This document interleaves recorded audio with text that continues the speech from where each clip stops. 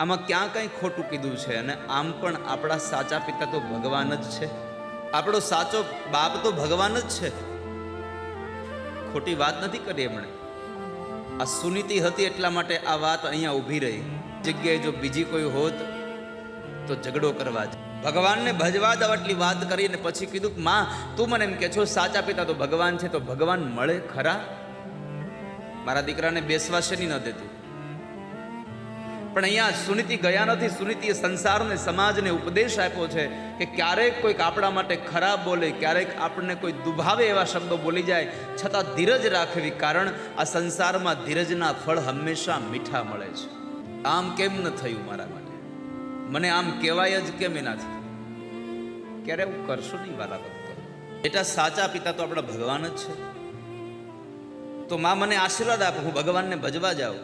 દેખાય તો અત્ર તત્ર ને સર્વત્ર ભગવાન વ્યાપક છે. જ્યાં પણ નજર કરો ત્યાં પરમાત્મા છે. પ્રેમ તે પ્રગટ હોહી મે જાના. જ્યાં પ્રેમ હોય ત્યાં પરમાત્મા દેખાય છે. રામચરિત માનસ યાદ કરે. હરિ વ્યાપક સર્વત્ર સમાના. આ દુનિયામાં પરમાત્મા બધે જ છે. પણ એ જ ક્ષણે માએ સુનીતિ હતી એટલે વિચાર બદલી નાખ્યો. મારે શું કામ ચિંતા કરવી જોઈએ? જેનું ભજન કરવા જાય છે એનું રક્ષણ કરશે ત્યાં આગળ. માએ આશીર્વાદ આપી અને 5 વર્ષના ધ્રુવને ભગવાનને ભજવા માટે મોકલે છે. ધ્રુવજી મહારાજ વનમાં જાય છે, મધુવનમાં જાય છે. મધુવનમાં જાય અને ભગવાનનું ભજન કરવા જાય. માર્ગની અંદર સામે સૌથી પ્રથમ એને દેવર્ષિ નારદ મળ્યા છે. નારદનો ભેટો થયો. નારદે જંગલના માર્ગે જતા 5 વર્ષના બાળકને પ્રશ્ન કર્યો કે એ બાળક, આ જંગલમાં કઈ બાજુ જાય છે તું? અરે મહારાજ પ્રણામ, હું ભગવાનને ભજવા જાઉં છું. નારદની આંખો ફાટી ગયું. આટલું નાનું બાળક અને ભગવાનને ભજવા? લાવ જરા કસોટી કરી લઉં. લાખો રૂપિયાના ખર્ચથી બનાવેલી એક સુંદર મજાની મૂર્તિમાં પણ ઘણા લોકોને ભગવાન ન દેખાય. કેમ? ભાવ ન હોય. અને ભાવ હોય તો આપણા દાદા વખતની ખેતરમાં, એ ખેતરના શેઢા ઉપર એક સિંદૂર લગાડેલા પથ્થરમાં આપણને હનુમાનજી દેખાય છે, એમાં ક્ષેત્રપાળ દેખાય છે. શું કામે? ભાવે હિ વિદ્યતે દેવો તસ્માદ ભાવ હિ કારણમ. અરે બાળક, તું ભગવાન ભજવા જા છો, તને એમ લાગે છે કે ભગવાન કઈ રેઢા પડ્યા છે મળી જાય? ઈશ્વર પડ્યો નથી રસ્તામાં. એમ જ્યાં ત્યાં તમને મળી ન જાય. અને સાચા ભાવથી શોધવા બેસો તો ક્યાંય છે નહીં એવું બને પણ નહીં.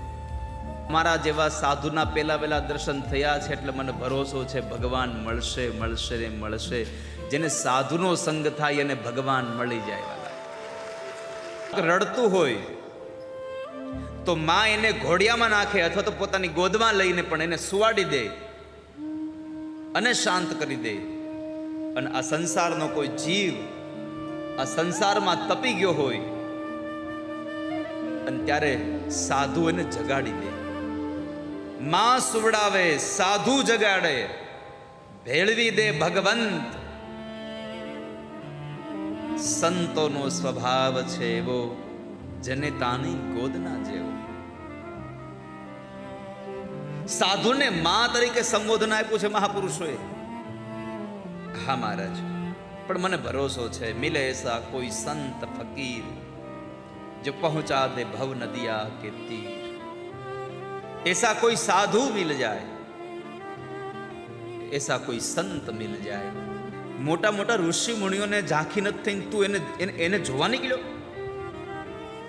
નિષ્ઠા જોઈ, પોતાનું મનોબળ જોયું અને કીધું કે લે બાળક, આ દ્વાદક્ષરી મંત્ર લે. ઓમ નમો ભગવતે વાસુદેવાય. સાચો શું મંત્ર છે? સાચો મંત્ર શું છે? ઓમ નમો ભગવતે બોલો, ઓમ નમો ભગવતે વાસુદેવાય. આપણે શું ગાતા હતા? ઘણા લોકો શું ગાય?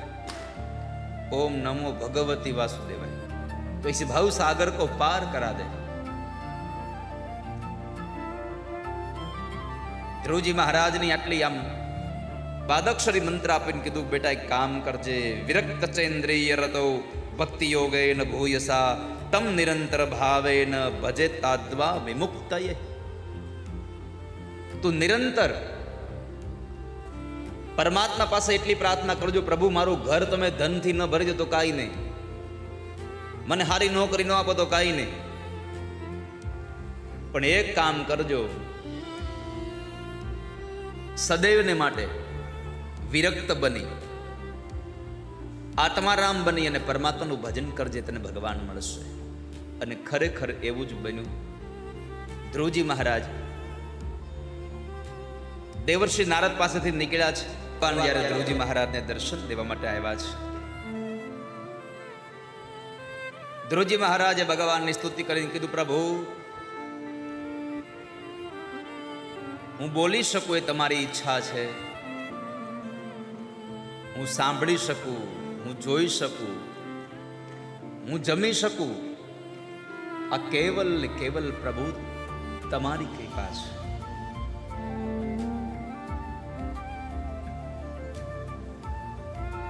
જો તમે ઈચ્છો તો હું કશું જ ન કરી શકું. આ બધી તમારી શક્તિ છે મારી અંદર. ભગવાને સ્તુતિ સાંભળીને એટલું કહ્યું, તે દુરાપમયપી સુવ્રત.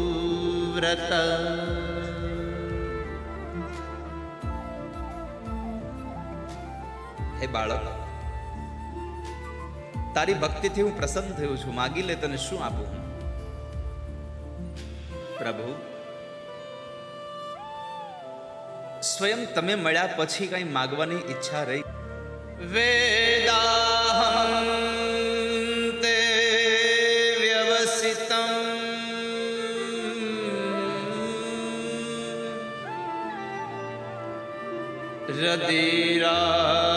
રદિરાજન્ય બાલક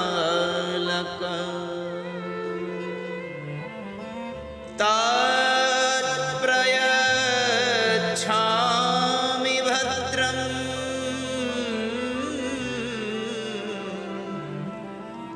જેને ખાલી રોટલો મળ્યો હોય તો એ માણસ શાક માગે, દૂધ માગે, છાશ માગે, અન્યત્ર ચીજો માગે, બરાબર છે. જેને માત્ર શાક મળ્યું હોય એ માણસ રોટલો માગે તો બરાબર છે. રોટલો ને શાક મળ્યા પછી કોઈ માણસ પોતાના ભાણાની અંદર અન્યત્ર ચીજ વસ્તુ માગે, વાત બરાબર છે. પણ પ્રભુ, જેને આખું ભર્યું ભાણું મળ્યું હોય પછી બીજું માગવાની જરૂર શું પડે? મને સ્વયં પ્રભુ તમે મળ્યા છો, મારે કશું જોઈતું નથી પ્રાપ્ત. અને આમ પણ પ્રભુ તમે મળ્યા પછી જો માગવું પડે તો તમારા દર્શનની મહત્તા શું આ સંસારમાં? અને 3 વરદાન આપ્યા. એક વરદાનમાં આપ્યું, હું તને તારા પિતાજીની રાજગાદીનો 36,000 વર્ષનો રાજા બનાવું છું. બીજું વરદાન આપ્યું, તારા મૃત્યુના સમયે મારું દિવ્ય વિમાન તને લેવા આવશે. અને ત્રીજું વરદાન આપ્યું, આકાશમાં તને હું અવિચલ પદ આપું છું અને સપ્તર્ષિઓ તારી પરિક્રમા કરતા રહેશે. જાઓ. જુઓ, માગ્યું નહીં ને તો આ મળ્યું. માગ્યું હોત તો ખાલી પિતાજીની ગોદમાં જ બેસવા મળે. એટલે ધ્રુવની કથા કહે છે, ભગવાન રાજી થાય તોય કાંઈ માગવું નહીં, એટલે એની હાથે જે દે ને એમાં મજા છે. પ્રભુ પાસે કશું માગ્યું. ઘણી બધી વસ્તુ ભગવાને આપી છે. ધ્રુવજી મહારાજ કચવાતા મને ઘરે આવ્યા કે જે ભગવાન પાસે મુક્તિ માગવી જોઈએ એના બદલે માગી લીધું બંધન મેં. ઘરે આવીને સૌથી પ્રથમ અપર માને પ્રણામ કર્યા. માં, આ ધન્ય થયો કે તમે મને મેણું માર્યું અને હું જંગલમાં ગયો અને મને ભગવાન મળ્યા છે. સો દૂધ માંગ લિયા સો પાણી. સરળતાથી મળી જાય તો કોઈ પણ વસ્તુ, ભલે કઈ પાણી નથી છતાં એ આપણા માટે દૂધ સમાન થઈ જાય. સહજ મિલા સો દૂધ માંગ લિયા સો પાણી. કોઈની પાસે માગો અને દૂધ હોય તો એ પાણી સમાન છે. કદાચ દૂધ હોય પણ એમાં જો ખેંચતાણ હોય તો બધું લોહી સમાન છે. પરમાત્માએ મોકલેલા દિવ્ય વિમાનમાં મૃત્યુને પગથિયું બનાવીને પોતે જાય છે. માં સુનીતિને પણ પરમાત્માનું ધામ અપાયું. કુલમ પવિત્રમ જનની કૃતાર્થા.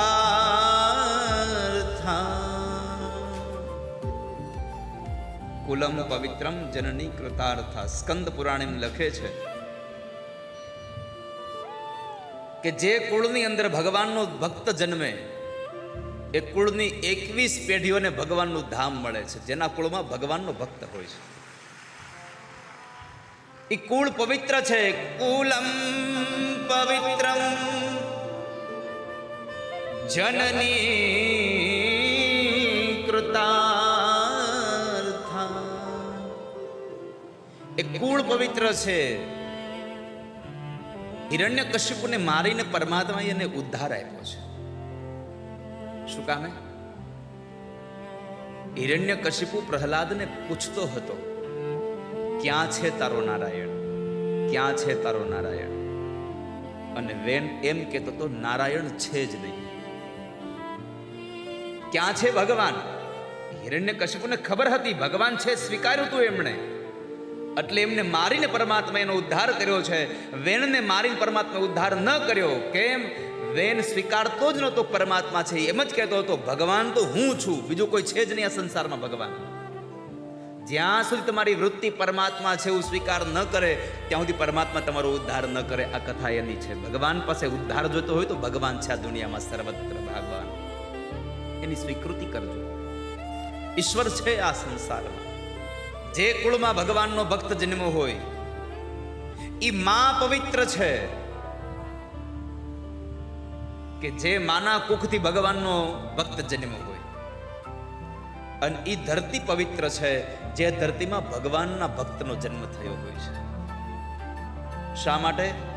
સ્વયં પરમાત્મા ભગવાન નારાયણ ઇન્દ્રને કહે છે કે ઇન્દ્ર, મારા ભક્ત ધ્રુવએ એના નાક બંધ કર્યા છે એટલે આખું વિશ્વ ગુંગળાયું છે. ચિંતા ન કરો, હું મારા ભક્તના હમણાં દર્શન કરી આવું. ભગવાનના ભક્તના દર્શન કરવા સ્વયં પરમાત્મા પોતે આવે છે.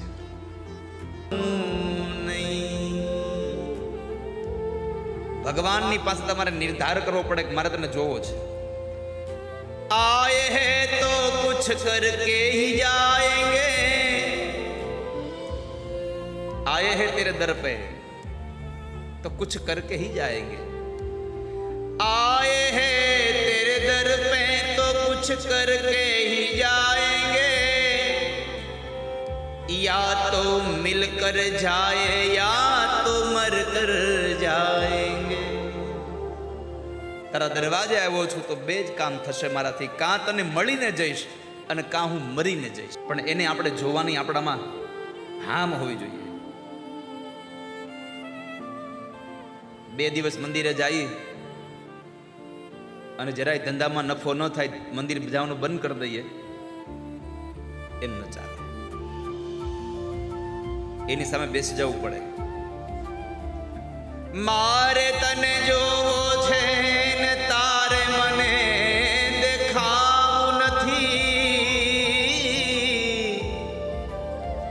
આજ કરી લે ફેસલો, કાં તું નહીં કાં હું.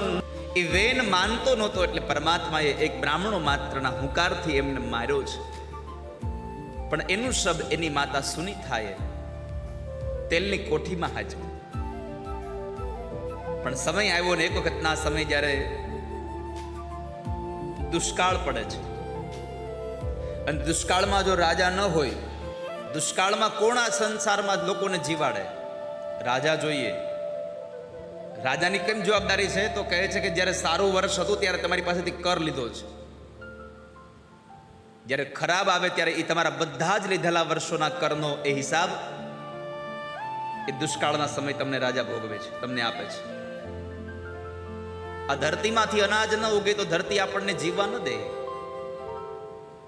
પણ અનાજની જરૂર હોય તો વરસાદની જરૂર છે. અન્ન વગર પ્રાણી અન્નાદ ભવંતિ ભૂતાની પર્જન્યાદન્ન સંભવ યજ્ઞાદ ભવતિ પર્જન્યો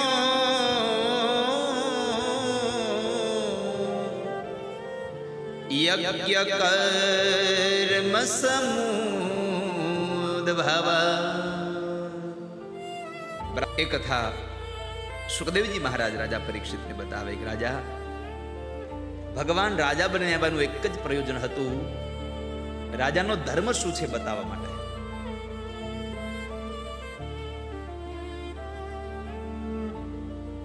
પુરંજનની કથા કરી. આ જીવ પુરંજન છે, જે ભગવાનથી જુદો થયો છે, એ જીવ પુરંજન છે. ચતુર્થ સ્કંદ વિશ્રામ આપી પંચમ સ્કંદમાં મનુ મહારાજના દીકરા પ્રિયવ્રતની કથા છે.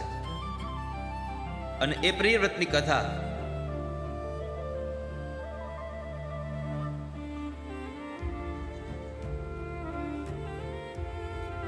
પ્રિયવ્રત મહારાજ આત્મારામ હતા. બ્રાહ્મણોએ હુકાર માત્ર તેને મારે છે, અને એના શબનું જ્યારે જરૂર પડી ત્યારે મંથન કર્યું, અને એમાંથી ભગવાન પૃથુનું પ્રાગટ્ય થયું. અને એ પૃથુ ભગવાને આ ધરતી જે ગાયનું રૂપ લઈ અને ચાલી જાય છે, એ ગાયનું દોહન કરે છે, અને એ દોહન કરી અને અનાજ ફરી પાછું જનતાઓને આપી, લોકોને આપી, અને પ્રભુ આ સૌને જીવાડે છે. પ્રિયવ્રતો ભાગવત આત્મારામ કથમ મુને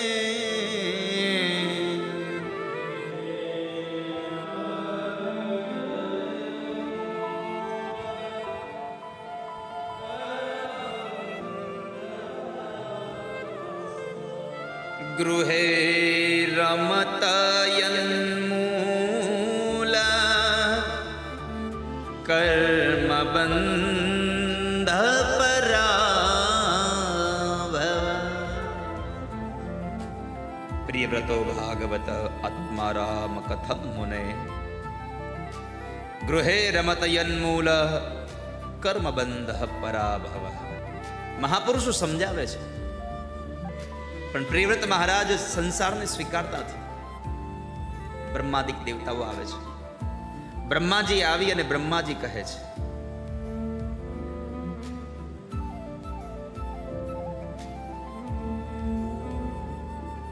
અને પરીક્ષિતે પ્રશ્ન કર્યો, હે બાપજી, જે માણસ પોતાના આત્મારામની અંદર જે રમે છે, જેને સંસારમાં આ દુનિયામાં કોઈ લેવા દેવા નથી, એ માણસ સંસારમાં ગ્રહસ્થી બને, ઘર સ્વીકારે? શા માટે એને ઘર સ્વીકાર્યું? શું કામે ગ્રહસ્થાશ્રમ સ્વીકાર્યો? અને ત્યારે સુખદેવજી કહે છે, રાજા, પ્રિયવ્રત પણ સંસારને સ્વીકારવા તૈયાર નહોતા, પરંતુ બ્રહ્માજીના કહેવાથીનો સંશય દૂર થયો. સંશયોયમ મહાન બ્રહ્મન દારાગાર સુતાદિષુ.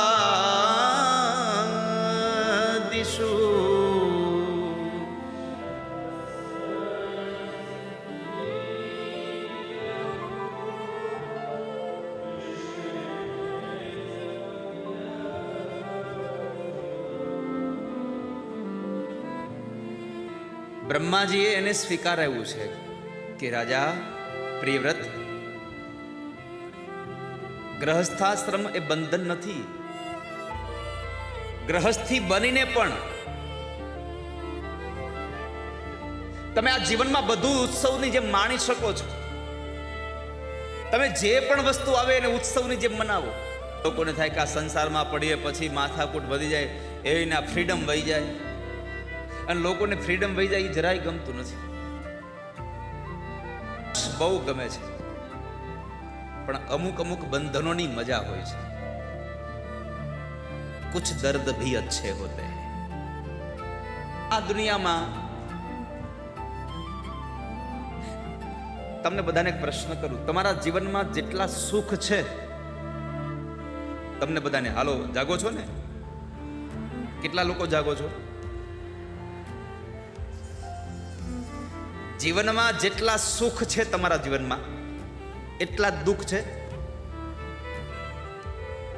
કેટલા લોકોના જીવનમાં જેટલા સુખ છે એટલા જ દુઃખ છે? હાથ ઊંચો કરો. લે, તો આ બધાની એક વખત સભા ભરવી પડશે. પેલા સમજો મારી વાતને. જેટલા સુખ પરમાત્માએ તમને આપ્યા છે એટલા જ દુઃખ આપ્યા છે. સમજાય છે મારી વાત? હજી જેટલું સુખ ભગવાને આપ્યું એટલું જ દુઃખ આપ્યું તમને, કે સુખ કરતા દુઃખ ઓછું આપ્યું છે? ગિરીશભાઈ, સુખ વધારે છે કે દુઃખ? જેના જીવનમાં સુખ વધારે હોય એ હાથ ઊંચો કરો, દુઃખ કરતા.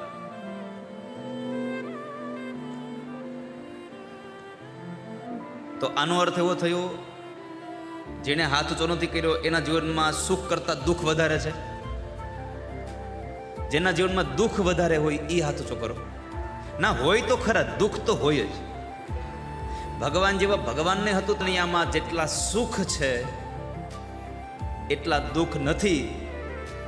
જેટલા સુખ છે એટલા દુઃખ નથી. એટલા માટે દર્દને ગાયા વિના, આટલી મોટી જિંદગીમાં પરમાત્મા કેટલા સુખ આપે એ સુખ નો દેખાય. એકાદું ક્ષણિક દુઃખ આપ્યું ને એને લઈને પકડીને બેઠા. પરમાત્માને યાદ કરો. દર્દ કો દર્દને ગાયા વિના રોયા કરો. હસથી રહીને પણ તમે તમારા જીવનનો એક એક ક્ષણ ઉત્સવની જેમ મનાવો ને. કર હતા કપડું વણે, તાણા વાણાને ગૂંથતા જાય. જુઓ, તાણા ને વાણા. તાણાને ખેંચી લ્યો તો વાણા છૂટા પડી જાય, વાણાને ખેંચી લ્યો તો તાણા છૂટા પડી જાય. આ બેયનું હરખું હાલે ને, એ બે હારે રહીને તો જ એને કપડું કહેવાય. એમ પતિ પત્ની બે સાથે રહી અને સારું જીવન જીવે તો એને સુંદર ગ્રહસ્થી કહેવાય. આ સંસાર, એના માટે આ ગ્રહસ્થાશ્રમ બંધન ન થાય. માત્ર તાણાને વાણાને ગૂંથતા જાય એમ નહીં, મનના વિચારોને પણ ગૂંથતા જાય છે પરમાત્મા સાથે. કબીર મહારાજને એક આદત હતી, જેટલા સંતો આવે ને એને મળવા, સત્સંગી જીવ હતો એ. એટલે જેટલા લોકો એને મળવા આવે સંતો, એ બધાને એક જ વાત કે બાપજી ઉભારો, જમીન જાઓ, જમીન જાઓ, જમીને જાઓ. એમાં એક વખતના સમયે ઘરમાં એક વસ્તુ કાંઈ ફૂટી કોડી નહીં, અનાજનો એક દાણો નહીં. અને મહાત્માજી આવ્યા, મહાત્માજીને કીધું, બેટા બાપજી જમીન જાઓ. બેટા કમાલ, સાધુ પુરુષો પધાર્યા છે, પ્રસાદ લેતા આવો. હવે કમાલે વિચાર્યું આમાં છે ક્યાં કાંઈ. કહે કમાલ કો દો બાતા सीख, कबीर कहे कमाल को दो बाता सीख ले, कर साहेब की बंदगी भूखे को अन्न दे. कर साहेब की बंदगी, परमात्माની ભક્તિ અને ભૂખાને જમાડવાનું જે પુણ્ય મળે છે ને, એ જે તમને શાંતિ આપે, એવી શાંતિ સંસારમાં બીજે ક્યાંય ન જડે. વાલા ભક્તો, તમારા 5 લાખ રૂપિયા તેજુરીમાં પડ્યા હોય, તમને ખબર છે કે મારી તેજુરીમાં 5 લાખ પડ્યા છે, એ 5 લાખ પડ્યા છે એ જેટલું સુખ ન આપે, એના કરતાં વધારે સુખ એ 5 લાખમાંથી 5000 કાઢી અને કોઈ ગરીબોને રસોઈ બનાવીને જમાડો ને, એ 5000નું સુખ તમારા હૈયાને ઠારે છે. તેજુરીમાં પડ્યા 5 લાખ તમને નહીં આનંદ આપે. આનંદ તો તમે કોઈકને આપ્યું છે એ આપશે. કેટલાય દિવસે આપણો તાકો તૈયાર થાય. હવે તાકો તૈયાર થઈને વેચી આવીએ પછી એમાંથી કંઈક પૈસા આવે તો એમાંથી આપણે જીવવાનું, સંતોને જમાડવાનું ક્યાંથી કરવું બધું? આપણે કરોડપતિ તો છીએ નહીં. પિતાજીનું કીધું, પિતાજી મારો વિરોધ નથી હો, પણ અનુરોધ છે તમને. ખાલી આમનામ ફોગટના નોતરા દીધા ન કરો. હેરાન મારે થવું પડે છે. ઘરમાં નવી જગ્યાએ રહેવા જઈએ તો નવા પાડોશી હોય, એ પાડોશી ઓળખી જાય છે થોડા સમયમાં. તો આ તો માગણ કર્યા કરે છે ને એ તો સંતોને ખવડાવ્યા કરે છે. સાહેબ કહે છે કે બેટા, આંગણે આવ્યા હોય એને જમાડવા જોઈએ, એ આપણી ફરજ છે. એને ખાલી હાથ ન જવા દેવાય. પણ લાવવું ક્યાંથી? પૈસા ન હોય તો? અરે બેટા, ઉધાર લઈ આવાય બાજુમાંથી, ગામમાંથી. પિતાજી, ઉધાર કોઈ દેવું જોઈએ ને. પાડોશી જાણી ગયા છે કે આ તો કાયમનું થયું છે. અને વારંવાર હવે પાડોશી કેટલાક બદલવા? અને વારે પાડોશી બદલે ને એને જોજો ઘરમાં શું થાય ખબર છે? વારે પાડોશી બદલે એને શું થાય ઘરમાં ખબર છે? એના ઘરના વાસણ ઉપર એના નામ કરતા બાજુવાળાના નામ બીજા હોય. કંઈક લઈ આવ્યા હોય છીનું અથવા તો જમવાનું કંઈક એમાં લઈ આવ્યા હોય એના વાસણમાં, એ વાસણ દેવાનો ગયા હોય પાછા. કેટલાય દી કોઈકના છાલ્યા, કોઈકની થાળી, કોઈકની કાથરોટું બધું પડ્યું રહી જાય ઘરે. ટાણું છાંડી જાય ને આપણે, પછી ચિંતા થાય હવે ઘરે જઈશ તો હાહુમાં કહે, અને અહીંયા બેઠા હોય તો યાદ આવે, અમે રસોઈ કર્યા વિના આવ્યા. હવે રસોઈ કર્યા વગરના એક તો આવ્યા હતા અને દાદાએ કર્યું મોડું. હવે જાહું તો એ વાંધો, નહીં જાય તો એ વાંધો. પેલા તો એ કયો હાહુ ને બહુ બે આવ્યા છે કેટલાક કથામાં. નકર ઘણા લોકોએ હાહુ ને મોકલ્યા હોય અહીંયા, ઘણા લોકોએ સાસુ નહીં મોકલ્યા હોય. બા તમ કથામાં જાઓ, હું ઘરનું કામ કરી. એ ઘરે કામ ન કરતા હોય, એ ઘરે ટીવીમાં કથા જોતા હોય. એ કથા ન જોતા હોય, એ શું જોતા હોય? વહુ એમ કે મારે કથામાં જવું છે તો તરત એને વાંધો પડે. એટલે વહુ બિચારા સામેથી કે બા તમે જાઓ, હું ઘરે કામ કરું.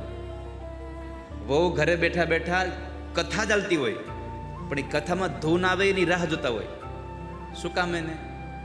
એને જોવું હોય કે અહીંયા સોફા માથે બેઠા હોય તો પાણી ન્યા મગાવે છે, અને ન્યાય એને ચકડીએ ચડે તૈયના પગ નથી દુખતા.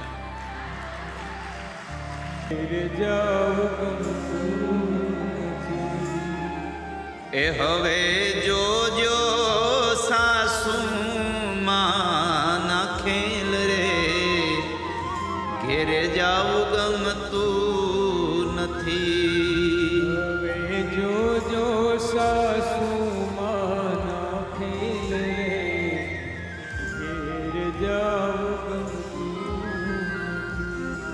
કાન રસિયો રૂપાળો રંગ રેલિયો, ઘેરે જાવું ગમતું નથી. કાન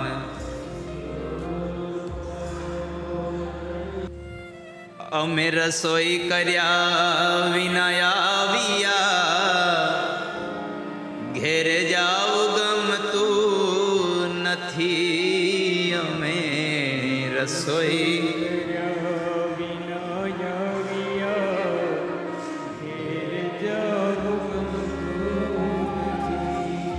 એ હવે જોજો સાસુ માના ખેલ રે, ઘેર જાવું ગમતું નથી. હવે જોજો સાસુ માના ખેલ રે.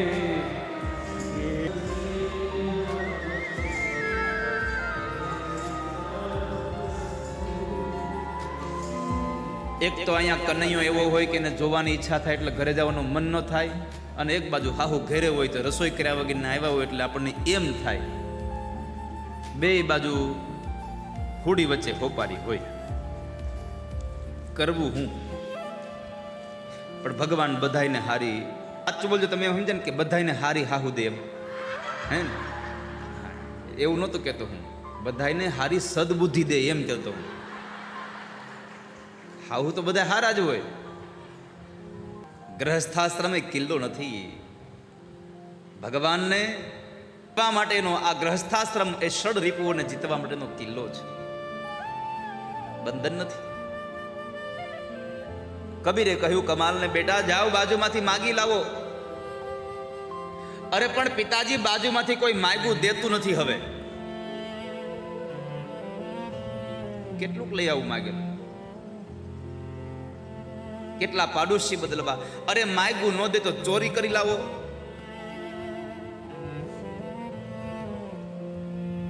તે કમાલે પૂછ્યું, પિતાજી ચોરી કરવાની? તો કબીર સાહેબે કહ્યું, અરે હા, એમાં શું છે? આટલું બધું ગંભીર થઈને કેમ પૂછે છે? ચોરી કરવાની? ચોરી કરીને લઈ આવો, પણ ખવડાવીશું તો ખરા જ. કમાલે કહ્યું, કાંઈ વાંધો નહીં પિતાજી, કામ કરી આજે રાતે આપણે બાપ દીકરો બેય જાય, કઈ વાંધો નહીં. રાત પડીને કમાલ નથી, વાત તો કરી જ બતાવવું છે. ગુસ્સો જેટલો આવ્યો હતો, રાતના 12:30 વાગે ઉઠાડ્યા. બાપ દીકરો બે ગયા અને બાપાએ કીધું કે હેલા, એ શું કરે છે? કડ ચાલુ હવે.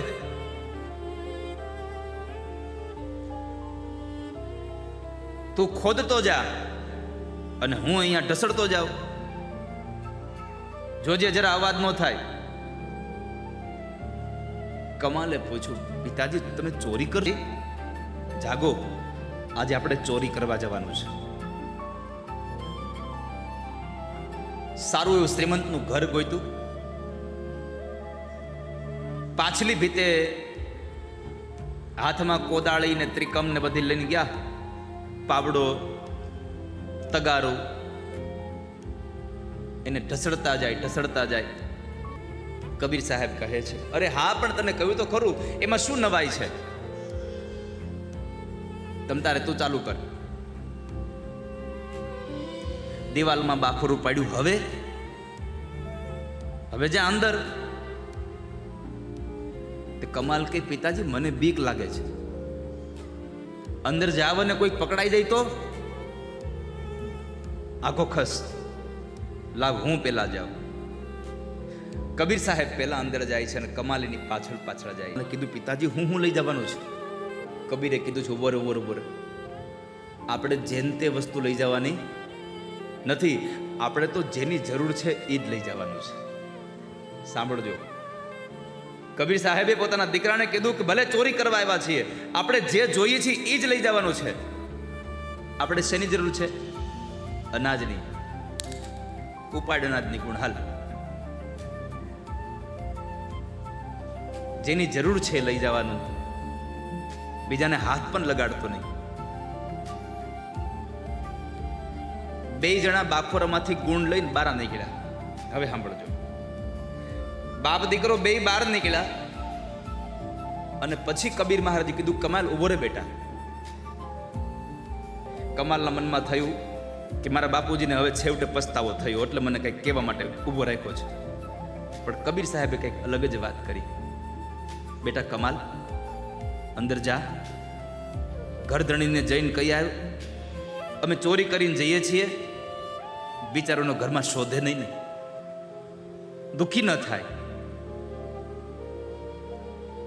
કમાલ કે છે, ચોરીની વિદ્યામાં આવું તો ક્યાંય લખ્યું નહોતું કે ચોરી કરી પછી ઘરધણીને કહેતું આવવાનું પાછું. કમાલે કીધું, પિતાજી એને કહેવા જઈશ ને તો એ બૂમા બૂમ કરશે અને આખું ગામ ભેગું કરશે. અને આખા ગામને ભેગું કરશે તો ચોર તરીકે હું ને તમે આખા સમાજમાં પ્રસિદ્ધ થઈ જશું, આબરૂના કાકરા થઈ જશે. અને અત્યારે સાધુ સંતો તમારું નામ સાંભળીને તમારી પાસે આવે છે, પછી કોણ આવશે? અને ત્યારે કબીર સાહેબે કહ્યું કે બેટા તો બહુ સારું, ગામમાં આપણી આબરૂ વહી જાય અને કોઈ મારી ત્યાં આવે નહીં નામ સાંભળી તો બહુ સારું. કેમ? તો કોઈ આવે નહીં, હું કોઈને આમંત્રણ દઉં નહીં, અને તારે કઈ રસોઈ બનાવીને એને આપણો ઉત્સવ આમ મનાવ્યો જવાય. આ કથા એટલું સૂચવે છે, બધી જ પરિસ્થિતિને તમે ઉત્સવથી મનાવો. સંસારમાં રહીને પણ, ગ્રહસ્થી બનીને પણ. બરહસ્પતિ સાથે એમનું લગ્ન કર્યું અને એમને ત્યાં 10 દીકરાઓ થયા. 3 દીકરાઓ વ્યક્ત બન્યા. 7 દીકરાઓ એક દ્વીપના રાજ્ય પામ્યા છે. જંબુદ્વીપના રાજા અગ્નિધ્રને ત્યાં પૂર્વચિતી નામની અપ્સરાથી નાભી નામનો દીકરો થયો. એમણે મેરુની દીકરી મેરુદેવી સાથે લગ્ન કર્યું. જૈન જે તીર્થંકરો છે, જૈન લોકો છે, એમાં પેલું તીર્થંકર ઋષભદેવજી મહારાજ છે, જેને આપણે કેસરિયાજી કહીએ છીએ. યજ્ઞ દ્વારા યજન કર્યું અને એ નાભીને ત્યાં જે દીકરો થયો એ સ્વયં પરમાત્માના અંશાવતાર ઋષભદેવજી મહારાજનું પ્રાગટ્ય થાય છે. બોલીએ ઋષભદેવજી મહારાજ કી. ઋષભદેવજી મહારાજનું પ્રાગટ્ય થયું. સંસારી હતા, ગ્રહસ્થી હતા. એને 100 દીકરાઓ હતા. 81 દીકરાઓ કર્મકાંડી બ્રાહ્મણ હતા. 9 દીકરાઓ યોગેશ્વર હતા. 9 દીકરાઓ રાજ્યાધિકારને પામ્યા. અને સૌથી મોટો દીકરો હતો એ ચક્રવર્તી રાજા ભરત બને છે. ચક્રવર્તી રાજા ભરત બન્યો અને એમણે પોતાના નિવૃત્તિ કાળની અંદર પરમાત્માને ભજવા માટે થઈ ઘર છોડી અને પોતે પુલહાશ્રમની અંદર ગંડકી નદીના કિનારે આવે છે. ગંડકી નદીના કિનારે આવી ભગવાનનું ભજન કરે.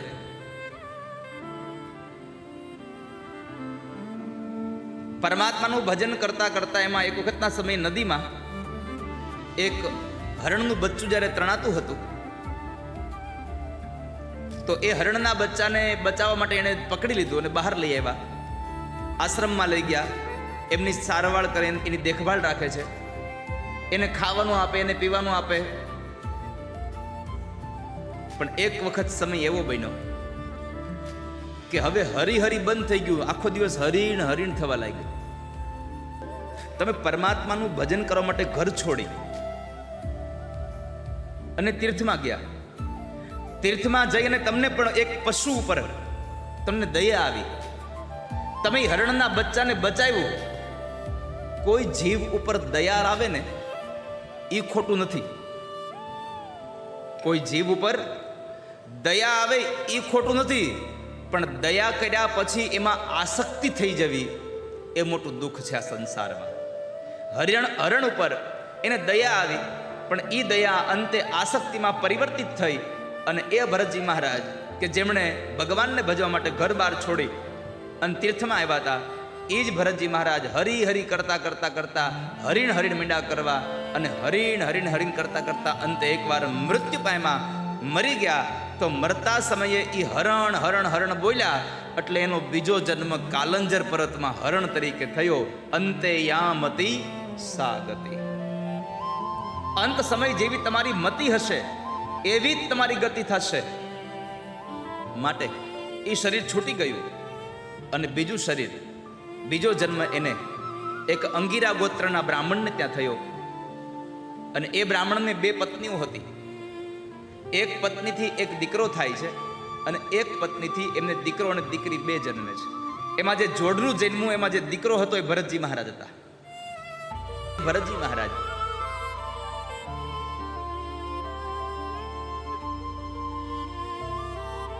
ગયા જન્મની સ્મૃતિને લઈ જીવે છે. ગયા જન્મનું એને કર્મ યાદ રહ્યું એટલે એને ભગવાનને ભજ્યા છે.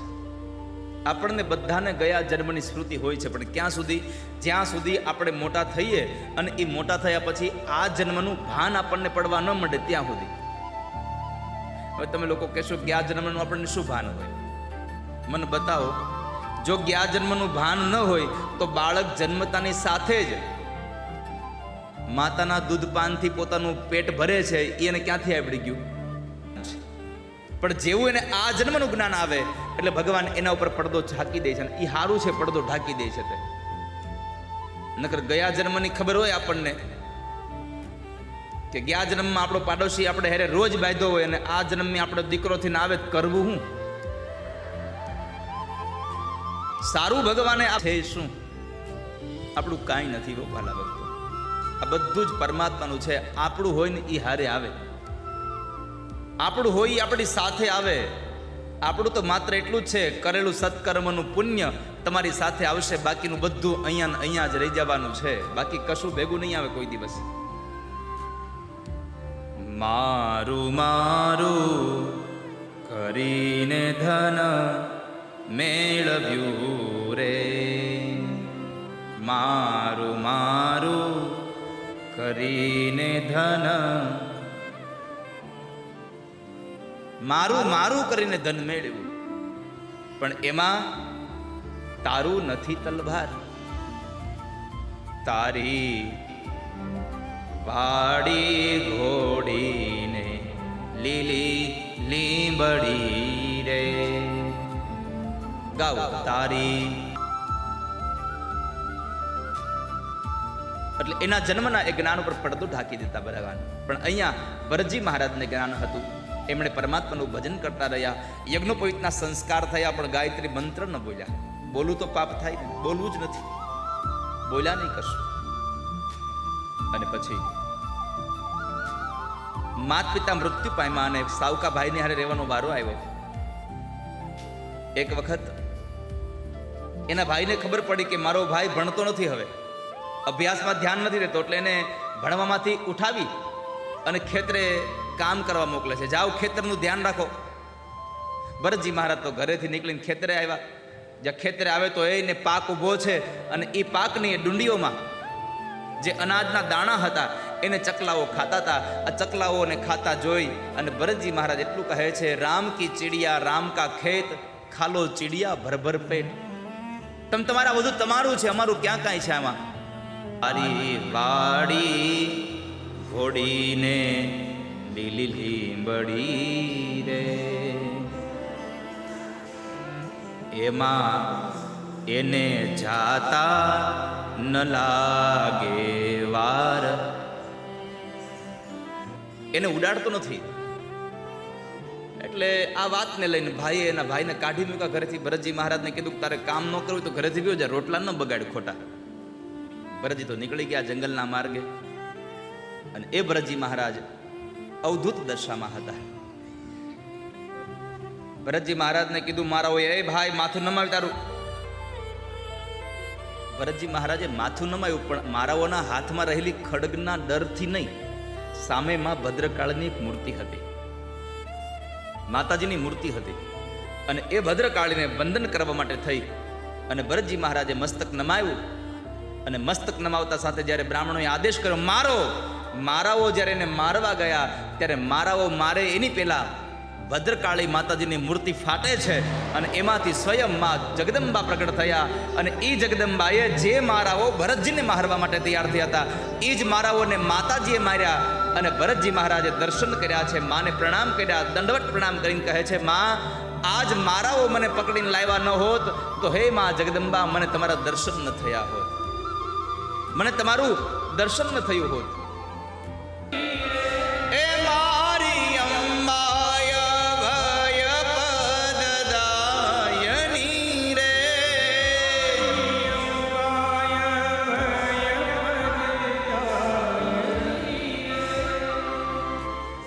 માં અભયત્વને આપનારા છે. અને તમને બધા વાલા ભક્તો ખબર જ છે કે અહીંયા 19 તારીખે કથા પૂરી થશે એટલે 20 તારીખે નાસિકમાં દેવી ભાગવતની કથા ચાલુ થાય છે. એટલે તમારે ઘરે બેઠા બધાઈને માતાજીની કથા સાંભળવાની છે. આવજો. અને આ દુનિયામાં માં અભયત્વને આપનારી છે. અંબા અભય પદદાયની રે, અંબા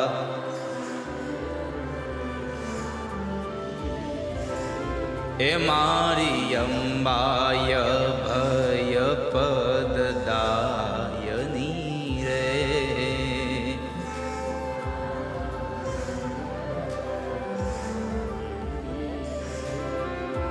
શ્યામા સાંભળજો સાદ ભીડ ભંજની.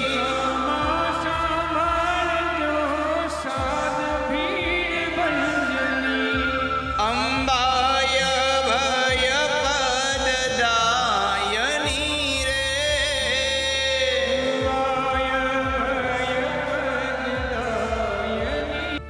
સદગુરુ વચનના થાવ રે અધિકારી. બ્રહ્માદિક લાગે ને પાય. જેણે સદગુરુના વચનમાં જેને ભાવ રાખ્યો છે એને બ્રહ્માદિક દેવતાઓ પાવી લાગે છે. વચન વિવેકીને વારે વારે નમીએ પાનબાઈ. વચન વિવેકીને જેના વચનમાં જેને ભાવ છે, જેના વચનનો જેને વજન છે. શીલવંત સાધુને વારે વારે નમીએ પાનબાઈ. એ જેના બદલે નહીં વ્રતમાન. વચન વિનયીને જેન હરી પાનબાઈ. નાહમ વિશંકે સુરરાજ વજ્રા. નત્રયક્ષશૂલાન નયમસ્ય દંડા. નાગ્ન્યર્કસોમાન નિલવેત્તપાસ્ત્રાન.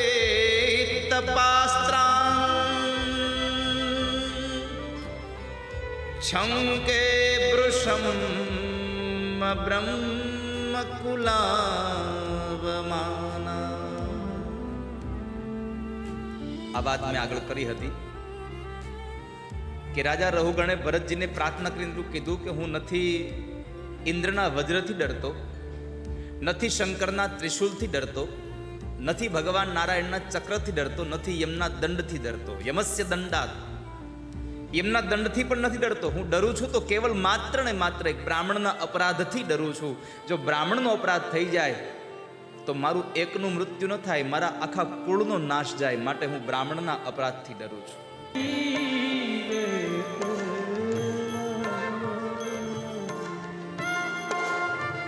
ભરતજીને થયું લાવ હું વાત કરી લઉં.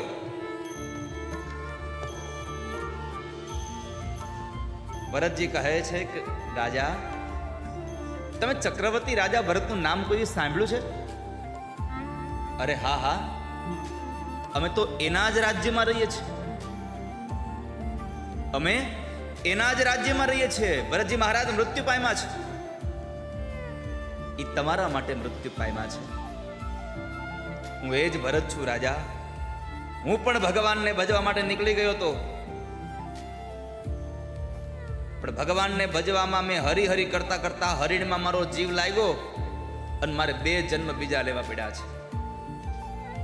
કરજોડી લાગુને પાય. ભક્તિ રે કરવી તેને રાગ થઈ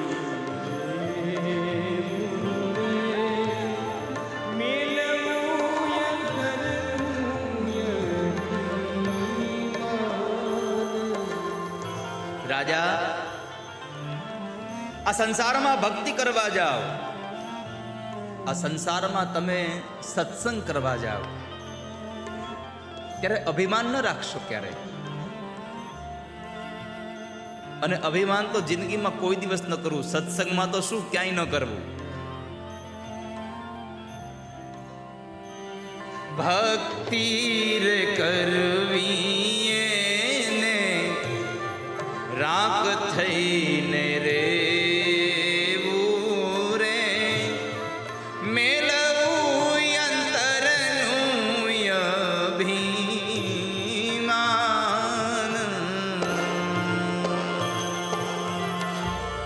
સદગુરુ ચરણોમાં શિષ્યને નમાવીને,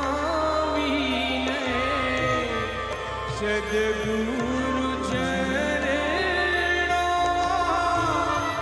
શિષ્યને નમાવીને. જીવનનો ઉદ્ધાર કરવો હોય તો રાજા યજ્ઞાદિ કર્મ કરો, બરાબર છે, પણ મહાપુરુષના ચરણારવિંદની રજ લઈ આવો. રહુ ગણેત તપસા નયાતિ ન ચેજયા.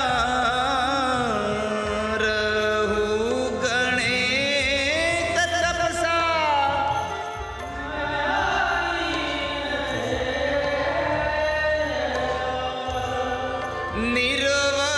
નિર્વપણાદ ગૃહાદ.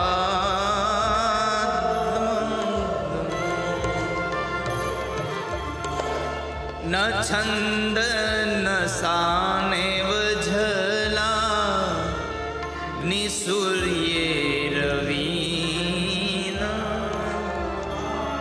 વિના મહત્પાદ રજો વિષેકમ.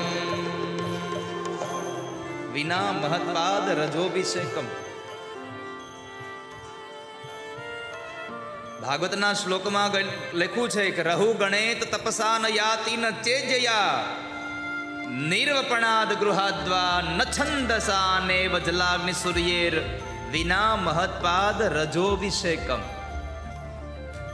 રાજા,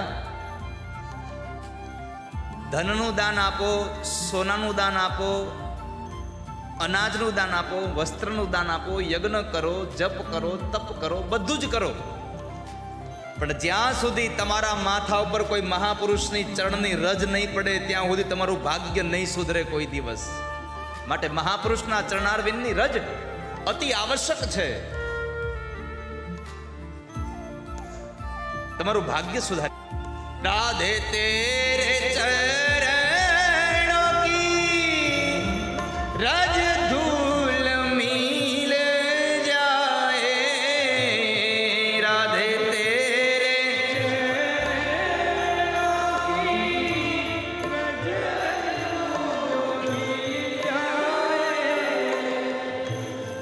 सच कहता हूँ श्यामा तकदीर बदल जाए.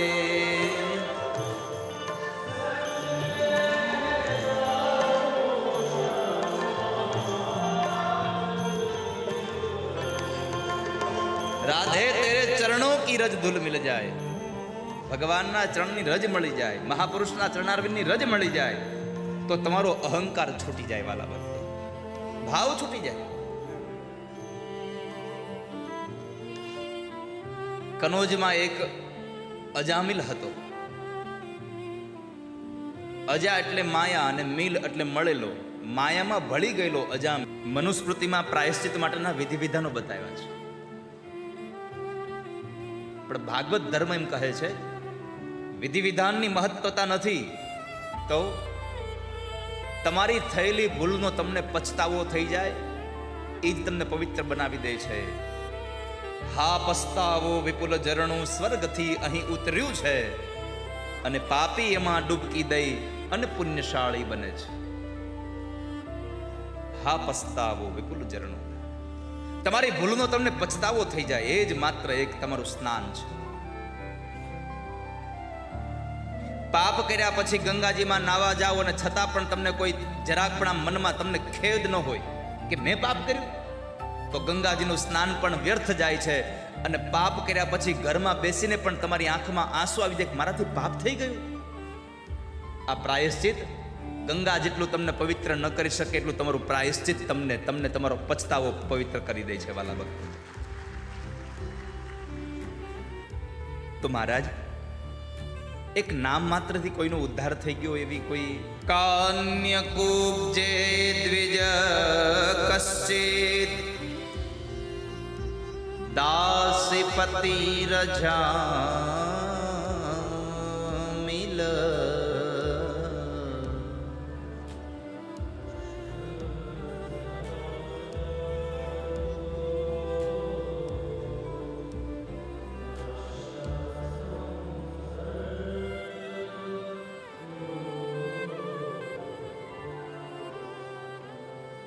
નામના નષ્ટ સદાચારો.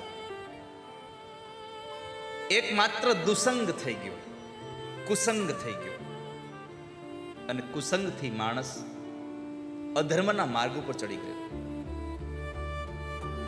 તમારો સત્સંગ તમને કૃષ્ણ બનાવવાની તાકાત ધરાવે છે અને તમારો કુસંગ કૃષ્ણમાંથી કંસ બનાવવાની તાકાત.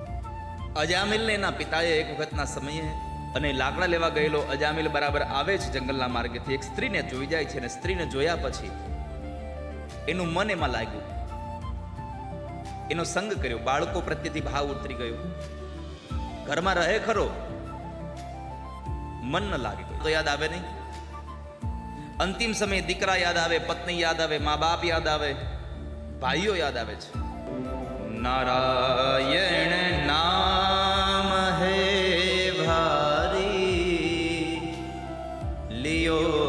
सब प्रेम से धारी.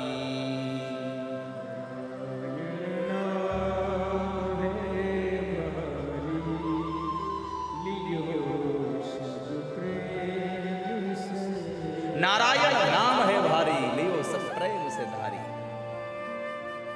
अजामिल कर्म क्या कीना नहीं कछु दान भी दीनहा. ક્યારે એને દાન નહોતું આપ્યું. એકમાત્ર કેવળ નારાયણ નારાયણ નામ બોલાઈ ગયું અને અંતિમ વેળા સુધરી ગઈ. દીકરાનું નામ નારાયણ હતું એટલે વેળા સુધરી ગઈ. બાકી પિન્ટુ હોત તો નામ એવું રાખો કે અંતિમ સમયે, અંતિમ વેળાએ, અરે વૃદ્ધાવસ્થામાં આપણને બોલાવતા લાગ આવે ને એવું નામ રખાય. હવે એ 5-15 વર્ષનો પિન્ટુ હોય તો આપણને બોલાવવાનું ગમે, હાલો ભાઈ પિન્ટુ અહીંયા આવે. પણ હવે 80 વર્ષ કહેવાય પિન્ટુ બાપા હાલો એમ? શું કેજો બેનું, કહેવાય કોઈ દી પિન્ટુ બાપા હાલો એમ? બોલો, એ આમ ભળે પિન્ટુ બાપા જેવું? જો 80 વર્ષે પિન્ટુ બાપા નો ભળે તો 70 વર્ષે ડોલીબાઈ નો ભળે. પછી પરમાત્માના નામનું કવચ રાખજો. ઇન્દ્રને પરમાત્માના નામનું કવચ હતું. જ્યારે વિશ્વરૂપના પિતા ત્વષ્ટાએ વૃત્રાસુરની ઉત્પત્તિ કરી અને એ વૃત્રાસુર જ્યારે ઇન્દ્રની હારે યુદ્ધ કરતો હતો અને ઇન્દ્રને હાથી સહિત વૃત્રાસુર પોતાના પેટમાં ગળી ગયો છે. ભાગવતમાં કથા છે. એટલું મોટું વિશાળ સ્વરૂપ ધારણ કર્યું કે ઇન્દ્રને પોતાના પેટની અંદર ગળી ગયો. પણ ભગવાન નારાયણના નામનું કવચ હતું એટલે ઇન્દ્રએ પોતાના વજ્ર વડે વૃત્રાસુરનું પેટ ચીરી બહાર આવ્યો છે. અને બહાર આવી અને પોતાના હાથમાં રહેલા દધીચી ઋષિના અસ્થિમાંથી બનાવવામાં આવેલું જે વજ્ર છે એ વજ્ર દ્વારા નામનો મહિમા છે વાલા ભક્તો. નામ લિયા ન સબ લિયા સભી શાસ્ત્ર કા ભેદ બિના નામ નર કે ગયા પડ પડ ચારો વેદ. જેને નામ લીધું એનો ઉદ્ધાર થયો છે આ સંસારમાં. નામનો મહિમા બતાવ્યો. વૃત્રાસુરનો વધ કર્યો છે, એનો ઉદ્ધાર કરી દો. કેમ? ભગવાનનું નામનું એનું કવચ હતું એટલા માટે. નારાયણ કવચ રાખજો, પરમાત્માના નામનું કવચ રાખજો તો જીવન ધન્ય બની જશે. અને એ વૃત્રાસુર જેની વૃત્તિ અસુર છે, વૃત્રાસુર છે. ગયા જન્મનો ચિત્રકેતુ રાજા. 1 કરોડ રાણીઓ હતી. 1 કરોડ રાણીઓનો અર્થ છે ચિત્રકેતુને પોતાની વિચારધારાઓ, પોતાના સંકલ્પ વિકલ્પ અનેક હતા, એટલે 1 કરોડ રાણીઓ બતાવી. આવે તો ધર્મની અંદર શું માગશો? આ દુનિયાનો સૌથી સારામાં સારો ધર્મ કયો? એક જ ધર્મ છે, અને એ ધર્મ શરણાગતિ. શરણાગતિ જેવો આ સંસારમાં બીજો કોઈ ધર્મ નથી. અહમ હરે તવ પાદે કમૂલ દાસાનુદાસો ભવિતાસ્મિ ભૂય.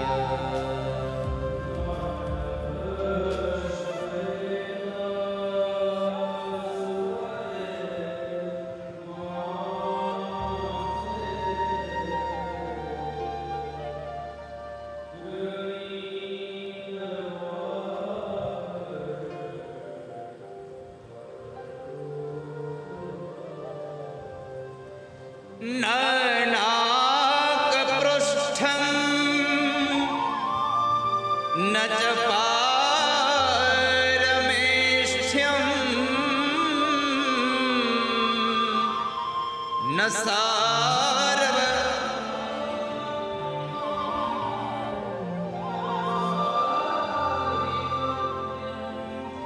ન યોગ સિદ્ધિ પુનર્ભવં વા.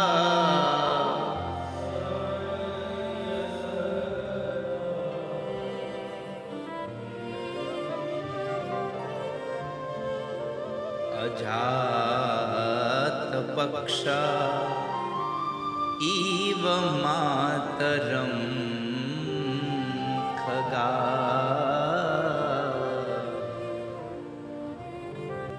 મારો ધર્મ તમારી શરણાગતિ છે. મારો અર્થ, આ સંસારમાં ભગવાનના ભક્તની સાચી સંપદા શું? ભગવાનનો ભક્ત પરમાત્મા પાસે કોઈ દી ધન ન માગે. ધનમાં એક જ વસ્તુ માગે, ભક્તિ. પ્રભુ દ્યો તો મને ભક્તિ દેજો. માઈ મેરો નિર્ધન કો ધન રામ. માઈ મેરો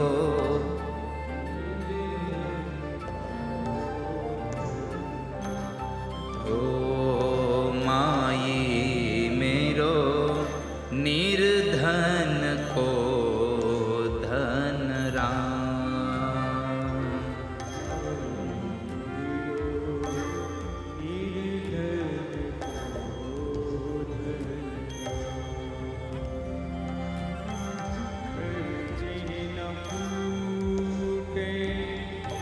ચોર ન લૂટે ખર્ચે ન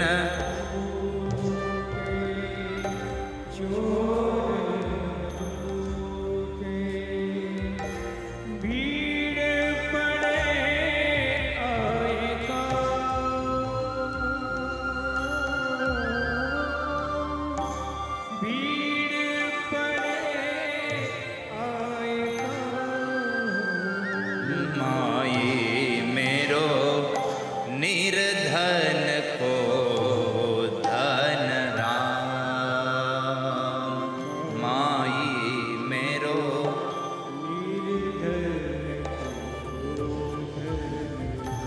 ભગવાનના નામનું નાણું એવું છે કે જેમ તમને કોઈ દી ખર્ચો તો ખૂટે નહીં, અને ચોર કોઈ દી લૂંટે નહીં, અને ભીડ પડે આવે કામ. આ સંસારમાં જ્યારે દુઃખ આવે ત્યારે પૈસો કામ આવે છે? ભગવાનનું નામ જ. નરસિંહ મહેતાએ જ્યારે જ્યારે પણ જરૂર પડી ત્યારે ત્યારે પરમાત્માને જ બધું આપ્યું છે. શામળિયાના લગ્ન માટે થઈ અને એના શામળિયાના સસરા પક્ષમાંથી એક ચિઠ્ઠી આવી. લખનારાઓ એમ લખે છે, નરસિંહ મહેતાએ ચિઠ્ઠી વાંચી નથી. એ ચિઠ્ઠી ભગવાનના દરબારમાં, ભગવાનના મંદિરમાં મૂકી દઈને કીધું, પ્રભુ તમારી ચિઠ્ઠી છે, ધ્યાન રાખજો. તમારું છે બધું, અમારું ક્યાં કાંઈ છે. તો નરસૈયાના કામ બધાય ભગવાને કર્યા છે. તો ભગવાનના ભક્તનું સાચું નાણું પરમાત્માની ભક્તિ છે, પરમાત્માનું નામ છે. ત્રીજું, અજાત પક્ષા ઇવ માતરમ ખગા સ્તન્યમ યથાવત સુતરા સુધારતા પ્રિયમ પ્રિયેવ વ્યુષિતમ વિષન્ના. પ્રભુ, મારી કામના શું? આ સંસારનો જીવ હોય તો કામના હોય મારે ત્યાં પ્રજોત્પત્તિ થાય, મારે ત્યાં દીકરો હોય એના ત્યાં દીકરો થાય, મારે ધન વધે એવી કામના હોય, મારી કીર્તિ વધે એવી કામના હોય. પણ એક વૈષ્ણવની કામના શું હોય?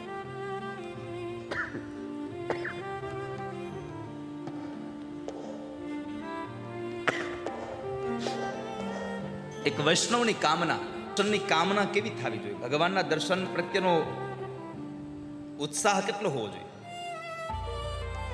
તમારી લગ્ની કેટલી હોવી જોઈએ? તો ભાગવત એમ લખે છે, અજાત પક્ષા ઇવ માતરમ ખગા. માળાની અંદર જે ઈંડાઓમાંથી બચ્ચા પ્રગટ થયા છે, જેને હજી પાંખ નથી આવી, અને ઈ બચ્ચાઓના પેટ ભરવા માટે થઈને એની માં ચણ લેવા જાય છે. જે માં ચણ લેવા ગઈ છે એ માની રાહ જોવાની, જે બચ્ચાની જે આતુરતા છે, જે બચ્ચું એની માની રાહ જોવે છે, સવારથી લઈને સાંજ સુધી પેલી ગાય વાછડાને મૂકીને જતી રહી છે.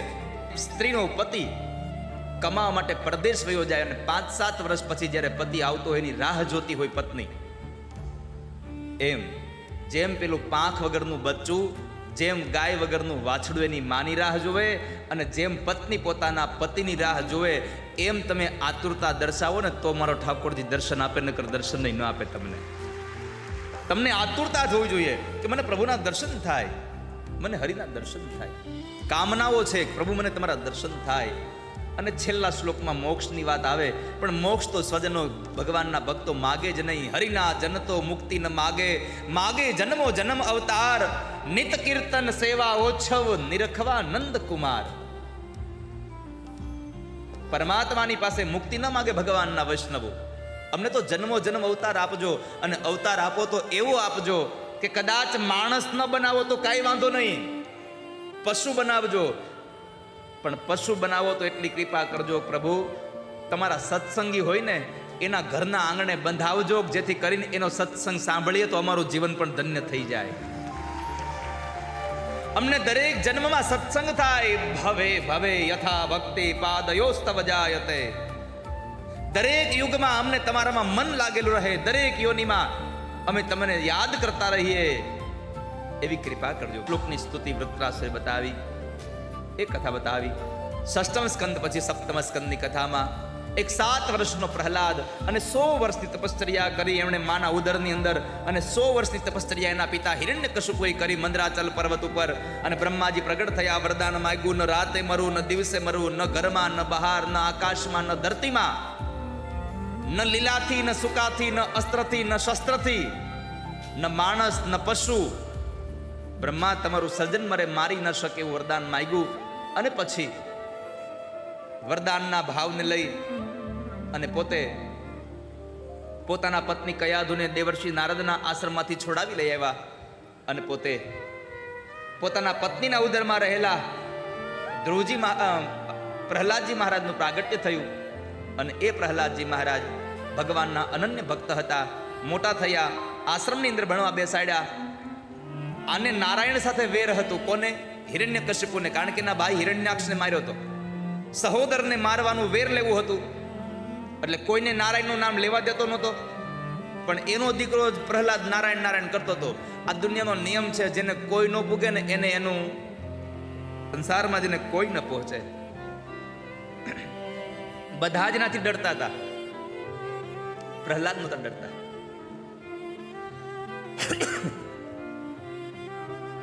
પ્રહલાદને વારંવાર નારાયણનું નામ લેતા લેતા જોઈ ગયા.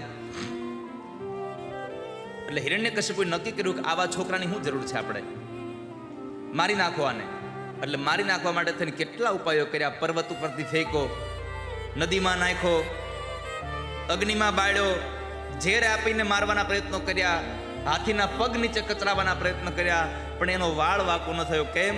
મારને વાલે સે બચાને વાલા બહોત બડા હોતા હૈ. જે મારે છે એના કરતા બચાવવાળો મોટો છે, એટલે મરતા નથી પ્રહલાદજી મહારાજ.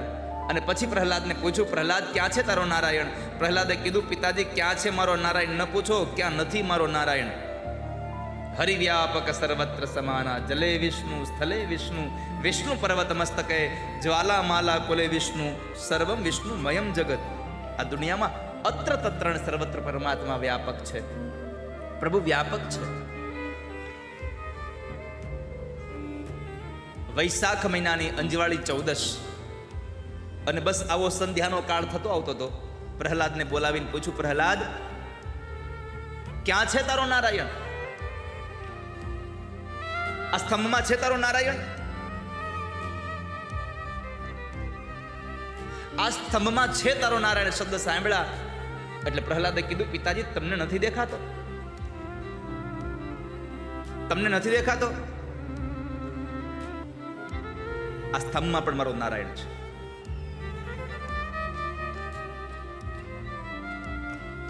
આ સ્તંભમાં પણ મારો ભગવાન છે. અને ત્યારે આવેશમાં આવીને હિરણ્યકશિપુ પોતાની ગદાને લઈ અને એકદમ પ્રહાર કરવા માટે દોડે છે. ગદાનો સ્પર્શ હજી સ્તંભને થાય, એમના પેલા સ્તંભ ફાટે છે અને એના અંદરથી ભગવાન નરસિંહનું પ્રાગટ્ય થયું છે. બોલીએ નૃસિંહ નારાયણ ભગવાન કી.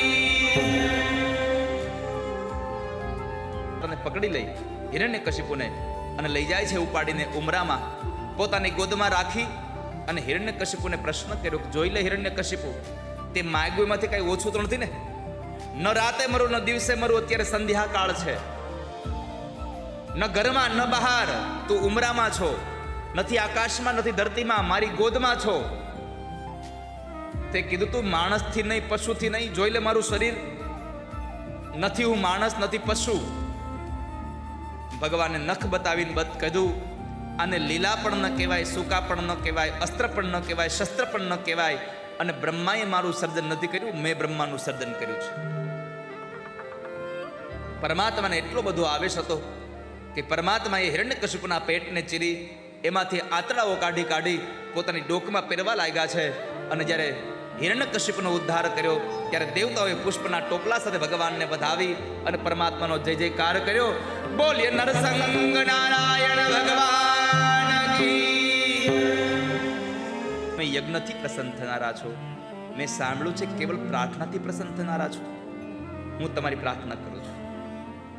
બ્રહ્માદિક દેવતાઓ તમારી સ્તુતિ ન કરી શકે તો હું તો પામર જીવાત્મા છું, રાક્ષસને ત્યાં જન્મેલો છું, શું આપની સ્તુતિ કરું? બ્રહ્માદય સુરગણા મુનયોથ સિદ્ધા સત્વે. ભગવાન આપ શાંત થાઓ. ભાગવતમાં બહુ બધા ભક્તોએ સ્તુતિ કરી છે, પણ સૌથી વધારે જો લાંબામાં લાંબી કોઈની સ્તુતિ હોય તો કેવલ પ્રહલાદની સ્તુતિ છે.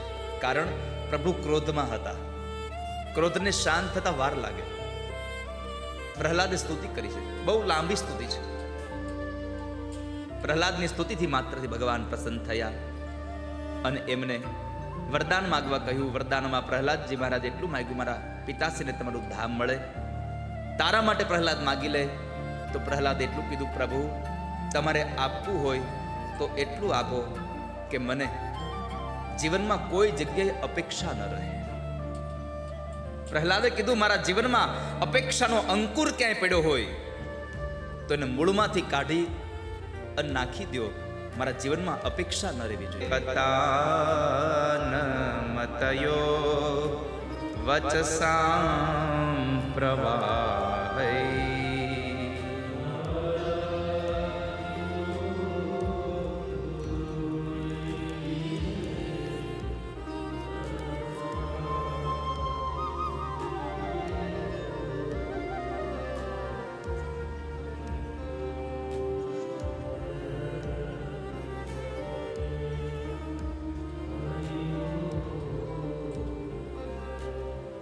તમારી ભક્તિ માગું.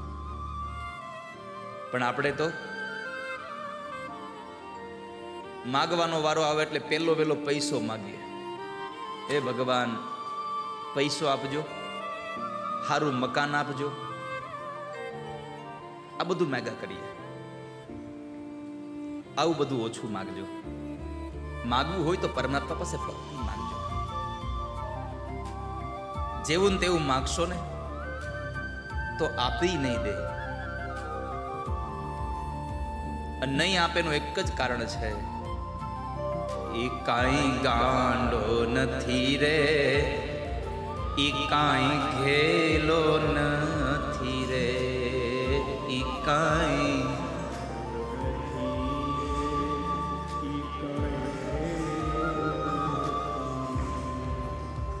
કાંઈ ગાંડો નથી રે, ઈ કાંઈ ઘેલો નથી રે, ઈ કાંઈ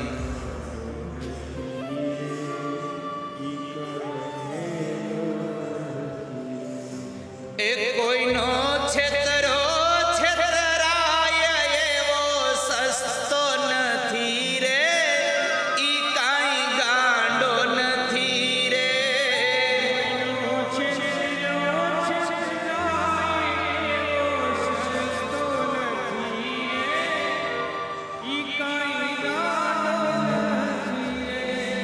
એ ગાંડો ગાંડો નથી રે, ઘેલો ઘેલો નથી રે, ગાંડો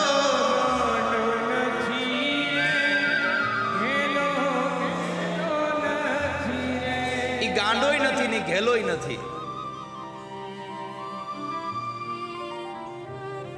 તમે 2-5 ફૂલ લઈને મંદિરે જાઓ અને માનતા કરતા હો કે હે ભગવાન, લ્યો આ 2 ફૂલ, 2 લાખની લોટરીની ટિકિટ મારી ખુલે એવું કરજો.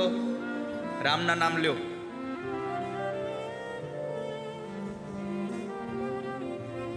ઘણાની માનતા હોય આવી જ હોય. હે ભગવાન, મારી ભેંસ જડી જાહે ને તો 1 ડબ્બો તેલ ચડાવે.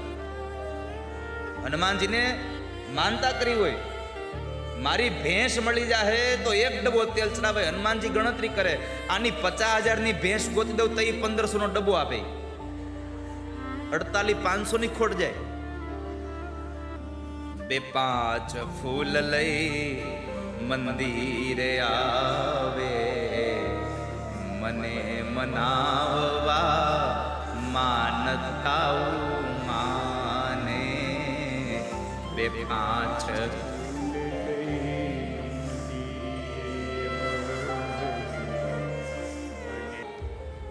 પત્ની હતી સાથે, બાળકો હતા સાથે, અને મદોન્મત બની ગયો, જળકીડા કરવા લાગ્યો. હાથી અહંકારી ભારી, સંગે છે નારી, જળનો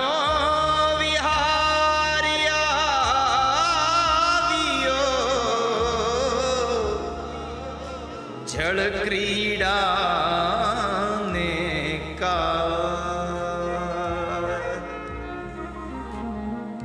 જળનો વિહારી આવ્યો તો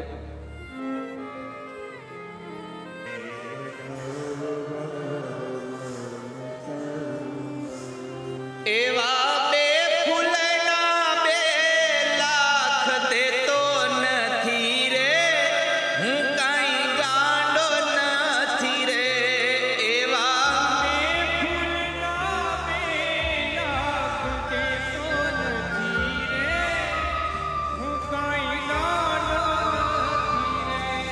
એ ગાંડો ગાંડો નથી રે, ઘેલો ઘેલો નથી રે, ગાંડો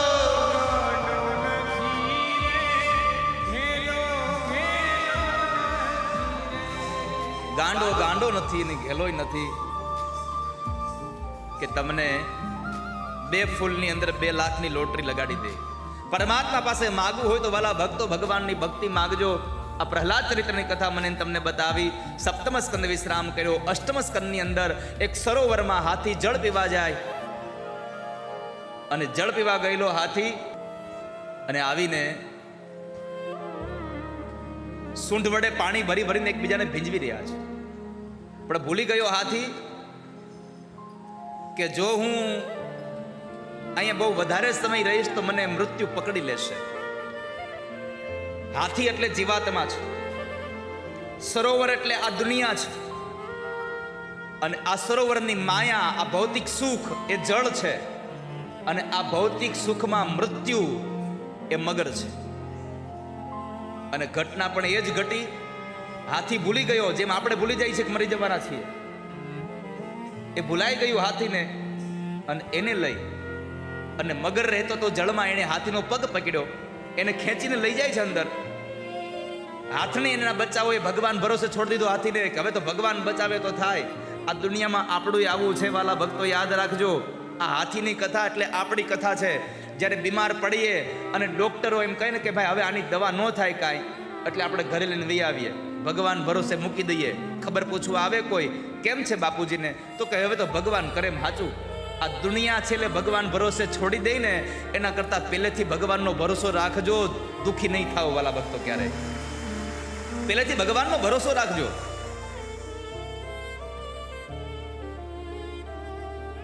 અને હાથીએ એ જ થયું.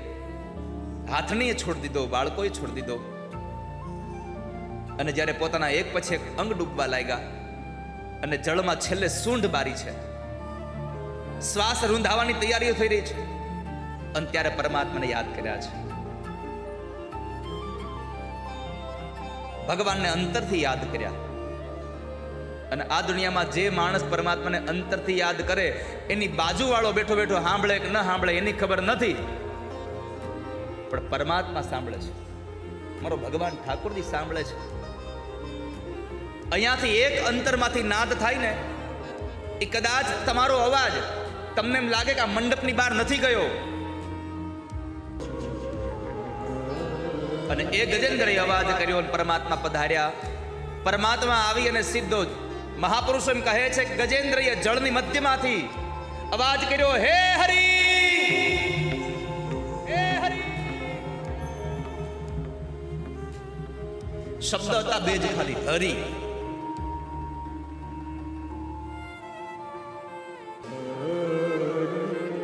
હે ગોવિંદ હે ગોપાલ અબ તો જીવન હારે.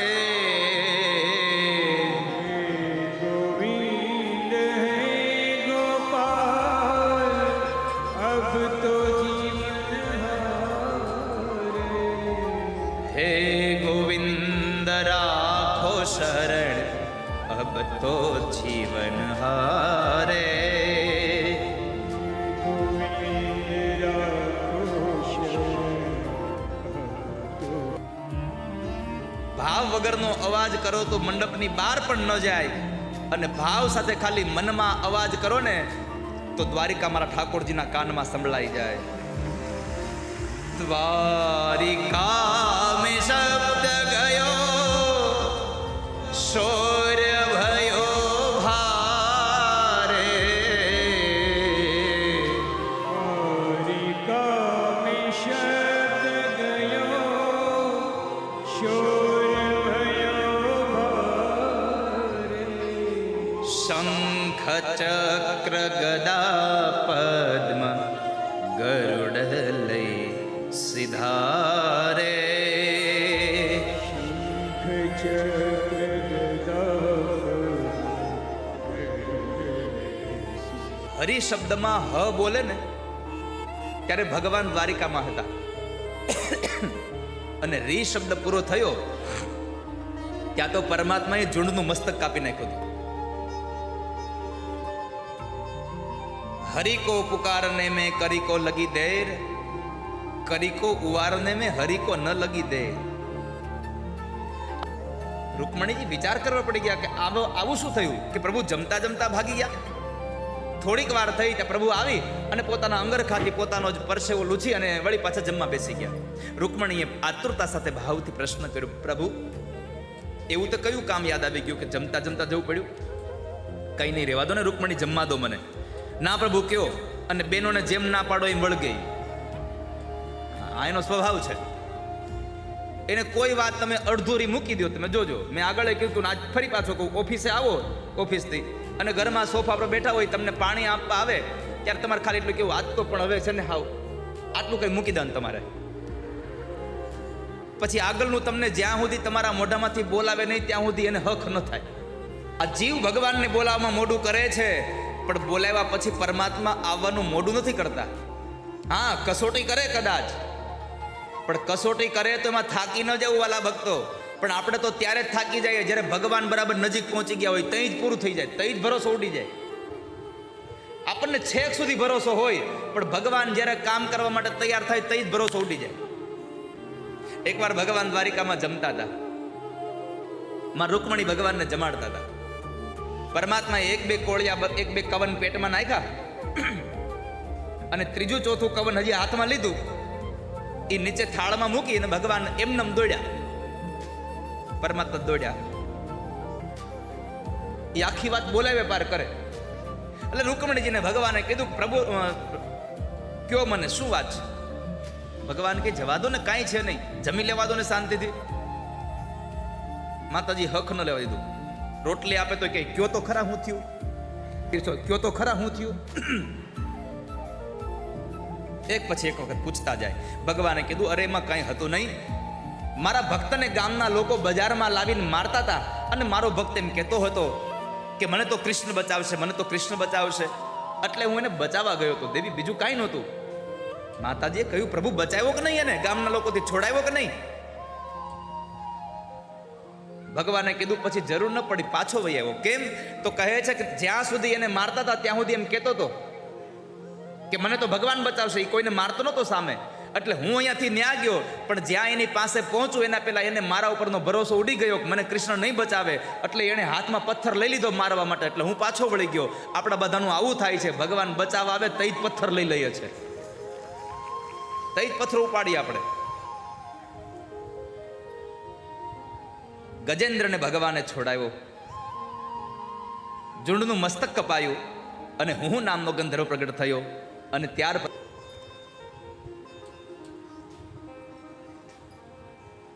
અને અંતે પરમાત્માએ એનો ઉદ્ધાર કર્યો. એ કથા બતાવી. સમુદ્ર મંથનની કથા થઈ. દેવદાનવોએ સમુદ્ર મંથન કર્યું, મેરુ પર્વતનો રવૈયો કરાવ્યો. અમૃત માટેનું મંથન હતું. ઝેર નીકળ્યું તો ભગવાન શિવને આપ્યું. ત્યાર પછી રત્નો નીકળ્યા, દેવતાઓ લઈ ગયા. કામધેનુ ગાય નીકળી, ઋષિમુનિઓને આપી દે. ઐરાવત નામનો હાથી નીકળ્યો, ઇન્દ્ર લઈ જાય છે. મદિરા નીકળ્યો, દાનવોને આપી દો. લક્ષ્મીજી નીકળ્યા, ભગવાન નારાયણને પરણી ગયા. અને પરમાત્મા ધન્વંતરી ભગવાન અમૃતનો કુંભ લઈને પ્રગટ થયા હતા. અને એ અમૃતના કુંભને લઈને જ્યારે દેવતાઓ હતા હાથમાં લઈને નીકળતા હતા, ત્યારે દાનવો એના હાથમાંથી જૂટવી ગયા. એ દાનવોના હાથમાંથી અમૃત લેવા માટે થઈ અને પરમાત્માએ મોહિની રૂપ ધારણ કર્યું. મોહિની રૂપ ધારણ કરી દાનવોને છેતરી અને અમૃત લઈ આવ્યા. એટલે દાનવો ક્રોધે ભરાયા. એટલે દેવ અને દાનવની વચ્ચે અમૃત માટે દેવાસુર સંગ્રામ થયો અને એમાં દાનવો મરાયા. દાનવો મરાયા પછી એને ફરી પાછા શુક્રાચાર્ય મહારાજે સજીવન કર્યા અને ફરી પાછા આશીર્વાદ આપી અને યુદ્ધ કરવા માટે મોકલ્યા છે. જ્યારે યુદ્ધ કરવા માટે મોકલે છે ત્યારે બીજી વખતના યુદ્ધની અંદર દાનવો જીતી જાય છે અને દેવતાઓ હારી જાય છે. સ્વર્ગનું રાજ્ય બલિરાજાએ લઈ લીધું છે. શુક્રાચાર્ય મહારાજને પ્રાર્થના કરી કે બાપજી, આ સ્વર્ગનું રાજ્ય મારી પાસે ટકી રહે એના માટે શું કરવું જોઈએ? તો કહે છે કે તારે 100 અશ્વમેધ યજ્ઞ કરવા પડે. અને નર્મદા નદીના કિનારે બલિરાજાએ અશ્વમેધ યજ્ઞનો આરંભ કર્યો. 1 યજ્ઞ, 2 યજ્ઞ, 3 યજ્ઞ, આમ કરતા કરતા 99 અશ્વમેધ યજ્ઞ સમાપન થયા. 100મો અશ્વમેધ યજ્ઞ ચાલતો હતો. જો યજ્ઞ સમાપન થઈ જાય તો બલિ ઇન્દ્ર બની જાય, કોઈ ના રોકી શકે નહીં. અને બીજી બાજુ દેવતાઓ દર ભટકતા હતા. અને દેવોની માતા અદિતિએ ભગવાનને સ્તુતિ કરી. ફાગણ મહિનામાં 12 દિવસનું પયોવ્રત કર્યું. 12 દિવસના પયોવ્રત સાથે ભગવાન પ્રગટ થયા અને ચતુર્ભુજ નારાયણની સામે પ્રગટ થયા. બલિરાજા પાસે માગી અને એ 3 ડગલા જમીનમાં પરમાત્માએ બલિરાજા પાસેથી એનું બધું જ લઈ લીધું. એક ડગલામાં સ્વર્ગલોક માપ્યું, બીજા ડગલામાં પૃથ્વીલોકને માપ્યું અને ત્રીજું ચરણ બલિરાજાના મસ્તક પર પધરાવી અને 3 ડગલા જમીનના સંકલ્પમાંથી મુક્ત થાય છે. કારણ અહીંયા એક પ્રસંગ નાનો. જ્યારે બલિરાજાએ 3 ડગલા જમીનની વાત આપી એટલે ભગવાને વામનમાંથી વિરાટ બની ગયા. 2 ડગલામાં બધું માપી લીધું. પછી ભગવાને બલિને કીધું, બલિ ત્રીજું ચરણ ક્યાં પધરાવું? તો માતાજી એને પ્રાર્થના કરીને કીધું, પ્રભુ મારા દીકરાઓના દુઃખને દૂર કરો. ભગવાને કહ્યું, માં અત્યારે બલિ મારું યજન કરે એટલે એને મારી ન શકું. મારી ન શકું તો કાંઈ નહીં, પણ એની પાસે હું માગી શકું છું. પણ તમારા દીકરાઓના દુઃખને હું દૂર કરીશ. દીકરાના દુઃખને દૂર કરવાની વાત સાથે પરમાત્મા ચતુર્ભુજ રૂપ અંતર્ધ્યાન કરી અને એક નાના એવા બાળકના રૂપની અંદર પ્રગટ થયા છે. બોલીએ વામન ભગવાન કી. ભગવાન વામનનું પ્રાગટ્ય થયું અને એ વામન ભગવાને અવતાર ધારણ કર્યો ત્યારે દેવતાઓ આવીને કોઈ મુંજની મેખલા આપે, કોઈ મૃગ ચર્મ આપે, કોઈ શ્વેત છત્ર આપે, કોઈ દંડ આપે છે, કોઈ કમંડળ આપે છે. અને બ્રાહ્મણો યજ્ઞોપવિત સંસ્કાર કર્યા અને યજ્ઞોપવિત સંસ્કાર પછી જ્યારે ભિક્ષાવૃત્તિ કરવા માટે મોકલ્યા, ભિક્ષાવૃત્તિ કરીને આવ્યા ત્યારે જાજી ભિક્ષા લઈ આવો, જાઓ બલિરાજાના આંગણે જઈ અને ભિક્ષા લઈ આવો. અને પરમાત્મા બલિરાજાના આંગણે જવા માટે તૈયાર થયા છે. વખત થતું એવું કે પોતાનું નામ મોટું કરવા માટે થઈ અને લાખો રૂપિયા દાન જાહેર થઈ જાય, પછી દેવાટાણે કંઈ થતું હોય નહીં. હું આપ સૌને આ વ્યાસપીઠથી પ્રાર્થના કરું છું કે આપણાથી 1 રૂપિયો દેવાય એમ છે તો 75 પૈસાનો સંકલ્પ કરવો, પણ જેટલું દેવાય એટલું હોય એટલો સંકલ્પ કરવો. અધૂરો સંકલ્પ હશે તો તમને નરકના દરવાજા સુધી લઈ જશે. રાજા કહે છે, પ્રભુ મેં તમને 3 ડગલાની વાત કરી, પણ તમે તો બધું માપી લીધું. હવે તો મારી પાસે કંઈ છે નહીં, મારું બધું લઈ લીધું. હું શું આપું તમને? ભગવાન પોતે બોલ્યા છે ભાગવતજીમાં કે બલિ, સંકલ્પ કર્યા પછી જો સંકલ્પ તમે પૂરો ન કરો, દાન દેવાની વાત કર્યા પછી તમે દાન આપો નહીં, તો તમને નરકમાં જગ્યા નહીં મળે કોઈ દિવસ. નહીં તો ઘણી માટે ક્યારે સંકલ્પ પૂરો નથી. મોટો સંકલ્પ કરવાની ભાવના ના રાખશો. પરમાત્માએ આપણને આપ્યું છે યથોચિત દાન દેતા જ રહીએ. અને એક વાત તો ખાસ યાદ રાખવી કે આપણે દાન દઈએ નહીં તો કાંઈ નહીં, કોક દેતું હોય ને એને તો રોકવું જ નહીં કોઈ દી. કે ઘણી વખત થાય કેવું, દાન દેતું હોય કોક, દાન લેતું હોય કોક, અને પેટમાં બળતરા કોક ન થતી હોય. કેટલુંક દાન દેહા, એલા તારે નથી દેવું લોભિયા, નથી તારે લેવું, તું શું કામે ને બળતરા કરે છે. અમુક આમ જ બળીને હારા નથી થતા. એને ગમે તેટલા ઘીમાં ડુબાડી રાખો તો હારા ન થાય, એને બળતરા જ ખાઈ જાય. ક્યારેય પણ કોઈ માણસ સત્કર્મ કરતો હોય ત્યારે સત્કર્મમાં આપણે અવરોધ ન બનીએ. આપણે દાન આપી ન શકીએ તો કાંઈ નહીં, પણ આપણને એમ ખબર પડે કે મારો મિત્ર છે, મારો સંબંધી છે, એને પરમાત્માની ખૂબ કૃપા છે, તો આપણે એને પ્રેરણા આપીએ કે ભાઈ અહીંયા સારું કામ થઈ રહ્યું છે, તમને અનુકૂળ હોય તો ત્યાં તમે દાન પુણ્ય કરાવો, સત્કર્મનું ભાથું કોકને બંધાવડાવો. કોઈ જગ્યાએ આડા ન પડીએ, ક્યાંય અવરોધ ન બનીએ. આ સંસારમાં પ્રભુ બધું કામ કરે છે. આ સંસારમાં જેટલી સંપદા છે એના માટે એક જ વાક્ય લખવું હોય તો કહી શકાય, ત્વદિયમ વસ્તુ ગોવિંદ તુભ્યમેવ સમર્પયે. હે ગોવિંદ, આ બધું તમારું છે ને તમને આપી દઈએ, એમાં ખોટું શું છે? અને યાદ રાખજો, ભગવાનનું તમને આપેલું છે, એ તમને આપેલું પરમાત્માના કામમાં વાપરવાનું બંધ કરશો તો જેમ ભગવાનને આપતા આવડે છે એમ લઈ લેતા આવડે છે. એની પાસે 2 વસ્તુ છે, એક જ ચાવીથી તાળું ખુલી પણ શકે ને એક જ ચાવીથી તાળું બંધ પણ થઈ જાય. કૃષ્ણને આપતાય આવડે છે ને લઈ લેતાય આવડે છે. મેં ઘણી વખત તમને કહ્યું છે ને આજ ફરી વાર તમને કહું, જો કેમ કઢાવી લે. એક ભાઈ લોભી બહુ હતા, ક્યાંય રૂપિયો દાન આપે નહીં, પણ ક્યાંક હવે શરમને લઈને કાંઈક નાખવું પડે એમ હોય. એકવાર સત્યનારાયણ ભગવાનની કથામાં ગયા અને કથામાં બરાબર આરતી કરે, પ્રસાદ અને આરતી આવતા હતા. એટલે હવે આરતીમાં બધા લોકો 200-500 માણસ બેઠા હતા. એટલે એને બધા લોકો કાંઈક નાખતા હોય અંદર તો શરમે ધર્મે નાખવું તો પડે. એટલે એને જબ્બો પહેર્યો હતો આમ, તો એને જબ્બામાં હાથ નાખ્યો, હાથ નાખી અને એ રૂપિયાનો સિક્કો ગોતતો હતો અને મળી ગયો એને.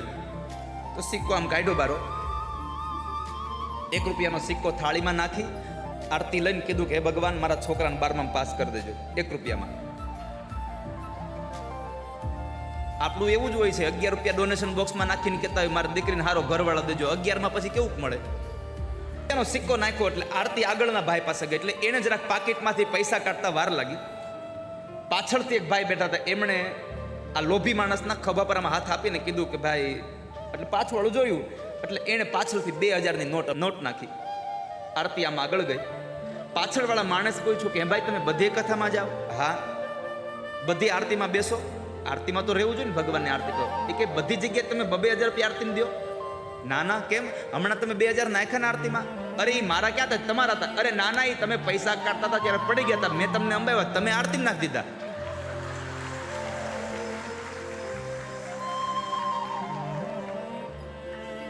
આને લેતાય આવડે છે, આને મિથલા દેતાય આવડે છે. ભગવાન પાસે કોઈ દિવસ ક્યારેય પણ શાણા બનવાની પ્રયત્ન કરવા નહીં. જો ભગવાનને દેતા આવડે ને, તને કહું, હું અહીંયા પહેલા દિવસે કથામાં બેઠો ને તો મેં જાહેર કર્યું હતું કે 2 માર્ચે આપણે તથાસ્તુ વિદ્યાપીઠે 21 દીકરીઓના લગ્ન કરવા છે. મનોજભાઈ આજે કહેતો ને બપોરે ઘરે પધરામણીમાં આવ્યો ત્યારે, તો હું આ છોકરાઓ બધા બેઠા હતા ને તો હસાવતો હતો. મેં કીધું લગ્ન તો બધી થાય, કરિયાવર એ બધા દેતા હોય, પણ આપણે કંઈક એકાદું કરિયાવરમાં કંઈક અલગ દઈ તો. એટલે વળી આ છોકરાને થયું કે હું દેવું હશે. મને પૂછે હું દેવું? મેં કીધું આપણે એક ફ્રીજ દઈ તો. તમારે ફ્રીજે દેવું છે ત્યારે ટીવી દો. એટલે હું એને હસાવતો હતો બધાને કે આપણે ફ્રીજ ને ટીવી બધું કન્યાદાનમાં દીકરીઓને દેવું છે. કોકને ઈચ્છા થવી જોઈએ કે આપણે બીજી વખત લગ્ન કરી લેવા, ભલે આટલું બધું આવતું હોય તો. એટલે ભાર્ગવભાઈ બધા કે તમે સંકલ્પ કરો, પછી અમારે તો કોકને કેવું ને ગોતવાનું. અમારે તો કોકને કેવું પડે ને કે દાદા હવે આવો સંકલ્પ કર્યો છે તો આ ફ્રીજના યજમાનો ગોતવાના છે. તો મેં કીધું તમે ફ્રીજના યજમાન ગોતશો? એ કે તમે સંકલ્પ કરો ગોતવો જ પડે. મેં કીધું એક કામ કરો ને, હારે ટીવી ના હોત યજમાન ગોતો. તે વળી અહીંયા ભગવાને, હું આ છોકરાઓને હસાવતો હતો ને મારા ઠાકોરજીએ સાંભળી લીધું. તો જુઓ, આજે જ એક ચિઠ્ઠી આવી છે કે 21 દીકરીઓને 32 ઇંચનું ટીવી, બધી દીકરીઓને એક ટીવી આપવામાં આવશે. સ્વર્ગસ્થ નવીનભાઈ રમણભાઈ પટેલ, એમની પુણ્યતિથિ નિમિત્તે હસ્તે સીમાબેન પટેલ અને હર્ષભાઈ પટેલ, દીપ ઇલેક્ટ્રોનિક સોલા, એમના તરફથી 21 દીકરીઓને 32 ઇંચના ટીવી આપવામાં આવશે. લ્યો, 60,000 સગર પુત્રોને ગંગાના જળથી પવિત્ર કરવા માટે ભગીરથે આ ગંગાને ધરતી ઉપર લઈ આવ્યા. અને એ વંશમાં આગળ જતા સૌદાસ થયા, સૌદાસને ત્યાં ખટવાંગ થયા, ખટવાંગને ત્યાં રઘુને ત્યાં પૃથુસર્વાને ત્યાં અજને ત્યાં દશરથ, અને દશરથને ત્યાં સ્વયં મર્યાદા પુરુષોત્તમ રામ પધારે. એ રામ જન્મની કથા થોડી વાર માટે આપણને 2 અધ્યાયોમાં રામચરિત માનસમાં લઈ જાય છે. અને એ રામચરિત માનસમાં પ્રવેશ કરાવતા ગોસ્વામી તુલસીદાસજી મહારાજ લખે છે. તો 9મ સ્કંદની કથામાં મનુ મહારાજના એક દીકરાનું નામ શર્યાતી અને એની દીકરી સુકન્યાના લગ્ન ચ્યવન ઋષિ સાથે થયા. એક દીકરો હતો નભગને ત્યાં નાભાગ થયા, અને એમને ત્યાં પિતૃભક્ત અમરીશ રાજા ભગવાનનો પરમ ભક્ત હતા. એમણે એકાદશીના વ્રત કરી અને પરમાત્માનું સુદર્શન ચક્ર એની રક્ષા માટે ભગવાન નારાયણે આપી દીધું. વ્રત કર્યા તો પરમાત્મા એને બધું આપવા તૈયાર થઈ ગયા.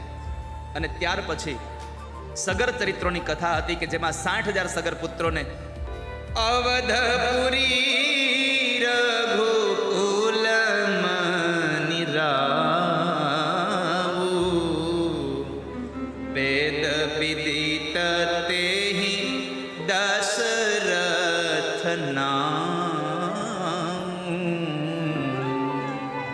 ધર્મ ધુરંધર ગુણ નિધિ જ્ઞાની હૃદય ભગતિ મતિ સારંગ ભાની. ધર્મ ધુરંધર ગુણ નિધિ જ્ઞાની. અયોધ્યાના રાજા દશરથ અને મહારાજ દશરથ અયોધ્યાનું રાજ્ય ચલાવે. 3 પત્નીઓ હતા, કૌશલ્યા, કૈકેયી અને સુમિત્રા. અને રાજ બરાબર ચાલતું હતું અને એમાં સંતાન નહોતા તો દુઃખી થયા. એ જ ભરજી મહારાજે રાજગાદી ન સંભાળી અને એના બદલે રામની ચરણ પાદુકાઓ લઈ આવી અને અયોધ્યાની ગાદી પર પ્રસ્થાપિત કરી અને પોતે અયોધ્યાની બહાર એક જમીનમાં ખાડો ખોદાવી અને કાંટાની પથારી કરી અને ભરતજી મહારાજ સુતા છે. રામચરિત માનસને એક તરફે જોવા જાવ તો ભાઈઓનો પ્રેમ કેવો હોય નહીં બતાવે છે. બે વ્યક્તિને જોડવાનું કામ કરે છે રામચરિત માનસ. મહારાજ વશિષ્ઠ બાપજીને ત્યાં ગયા. વશિષ્ઠ બાપજી યજ્ઞનું આયોજન કરવાનું કહ્યું અને એ યજ્ઞના આયોજનને લઈ યજ્ઞ કરે છે અને યજ્ઞમાંથી ભગવાન યજ્ઞનારાયણ પ્રગટ થયા. એમણે પ્રસાદ આપ્યો અને એ પ્રસાદને લઈ અને ત્રણેય રાણીઓ જ્યારે પ્રસાદ ખાધો તો એના ઉદરમાં એક એક નવી ચેતના આવી. પરમાત્મા પધાર્યા છે અને સમય પછી સમય વ્યતીત થવા લાગ્યો. શિયાળો ગયો, ઉનાળો આવ્યો અને ઉનાળાની ઋતુમાં ફાગણ મહિનો ગયો અને ચૈત્ર માસ આવ્યો. ચૈત્ર માસની એકમ બીજ ત્રીજ આમ કરતા કરતા નવમીનો સૂર્ય ઉદય થાય અને નવમીના દિવસે મધ્યાંતરના 12 વાગે પરમાત્મા પધારે. પણ એની પૂર્વ ક્ષણે જ્યારે ચૈત્ર પ્રભુ રામનું પ્રાગટ્ય થયું. બાલચરિત્રની કથાઓ બહુ સંક્ષિપ્ત બતાવી. પ્રભુ ભણવા માટે ગયા છે, અભ્યાસ માટે. ગુરુ ગૃહ ગયવું પઢન રઘુરાઈ અલ્પકાલ સબ વિદ્યા પાઈ. ગુરુ ગૃહ ગયવું પઢન રઘુરાઈ. ભગવાને બહુ સંક્ષિપ્ત કાળમાં બધી જ વિદ્યાઓને પ્રાપ્ત કરી. અંતે પરમાત્મા 16 વર્ષની ઉંમરે યાત્રા કરવા ગયા હતા અને યાત્રામાં એને વૈરાગ્ય લાગ્યો. એ વૈરાગ્યને વશિષ્ઠ મહારાજે યોગ વાસિષ્ઠ રામાયણનું ગાન કરી અને એને દૂર કર્યો. ત્યાર પછી વિશ્વામિત્ર મહારાજની સાથે યજ્ઞનું રક્ષણ કરવા ગયા. મારીચ અને સુબાહુથી એ રક્ષણ કરી અને પછી જનકપુરમાં જ્યારે ભાઈની પાદુકા લઈ આવી અને રાજગાદી પર બિરાજમાન કરી, પણ પોતે રાજગાદીએ ન બેઠા તો ન જ બેઠા અને જંગલમાંથી એ વનમાંથી પંચવટીમાંથી માં જાનકીનું હરણ કરી અને રાવણ લઈ જાય અને રાવણને ત્યાં લંકાની અંદર અશોક વાટિકામાં રાખે છે માતાજીને. અશોક વાટિકાનો અર્થ છે જ્યાં શોક નથી, એ અશોક છે. અશોક વાટિકામાં માતાજીને રાખ્યા છે. ધનુષ યજ્ઞ હતો કે જ્યાં સ્વયંવર હતો માતાજીનો. ત્યાં વિશ્વામિત્ર મહારાજ રામ અને લક્ષ્મણ બે ભાઈઓને લઈ જાય છે અને ત્યાં આગળ પરમાત્માએ શિવજીનું ધનુષ્ય તોડી અને માં જાનકીને વરી અને એક જ માંડવે 4 ભાઈઓના લગ્ન થયા. લગ્ન કરીને જાન આવે છે અને પછીના થોડા સમયમાં દશરથ મહારાજ રામને રાજગાદી સોંપવાની વાત કરે અને ત્યારે કૈકેયીએ વચન માગી. રામને 14 વર્ષનો વનવાસ, ભરતને રાજગાદી. પણ ભરતે રાજગાદી ન સ્વીકારી અને અંતે રામના વિયોગમાં મહારાજ દશરથનું નિધન થાય. રામ, લક્ષ્મણ અને જાનકી ત્રણેય વનમાં હતા. અહીંયા પાછળથી પિતાનું મૃત્યુ થયું અને હનુમાનજી મહારાજ જ્યારે એની સંભાળ લઈને આવ્યા પછી એક એક પથ્થર નાખી અને સેતુ બનાવ્યો. સેતુ બનાવીને ભગવાન સામે કિનારે ગયા અને ત્યાં આગળ જઈ રામ રાવણ સાથેનું યુદ્ધ થયું અને એ યુદ્ધમાં વિભીષણના કહેવાનુસાર રાવણની નાભીમાં અમિકુંભ હતો. એને બાળી અને રાવણનો ઉદ્ધાર કરી અને માં જાનકીને લઈ અને ફરી પાછા અયોધ્યામાં આવી અને અયોધ્યામાં રામ રાજ્યની સ્થાપના કરી. એ કથા 2 જ અધ્યાયમાં શુકદેવજી મહારાજે રાજા પરીક્ષિતને વર્ણવી અને ત્યાં આગળ કથાને વિશ્રામ આપી. 9મ સ્કંદનો વિશ્રામ. 10મ સ્કંદ એટલે રામચરિત માનસ પછી ચંદ્રવંશની કથા, સૂર્યવંશને સમાપ્તિ કરી ચંદ્રવંશની કથામાં પ્રવેશ કરાવ્યો અને એ ચંદ્રવંશની કથામાં ભગવાન કૃષ્ણ આવી રહ્યા છે અને હવે જરાય દૂર નથી. કૃષ્ણ એને નજીક આવી ગયા છે. બધા તૈયાર થઈ જાજો, ગોવાળિયાઓ. આજે કૃષ્ણ ક્યાંથી આવશે? બોલો, ક્યાંથી આવશે કૃષ્ણ આજે? અહીંયાથી. પણ મારી ઈચ્છા છે કે ત્યાંથી નહીં આવવા દઈએ આપણે. આ બધું લાવવા છે, આ બધી પોથીઓ છે ત્યાંથી ભગવાન લાવવા જ આવતા. પણ ત્યાં રસ્તો નથી એટલે ત્યાંથી નથી લાવવાના.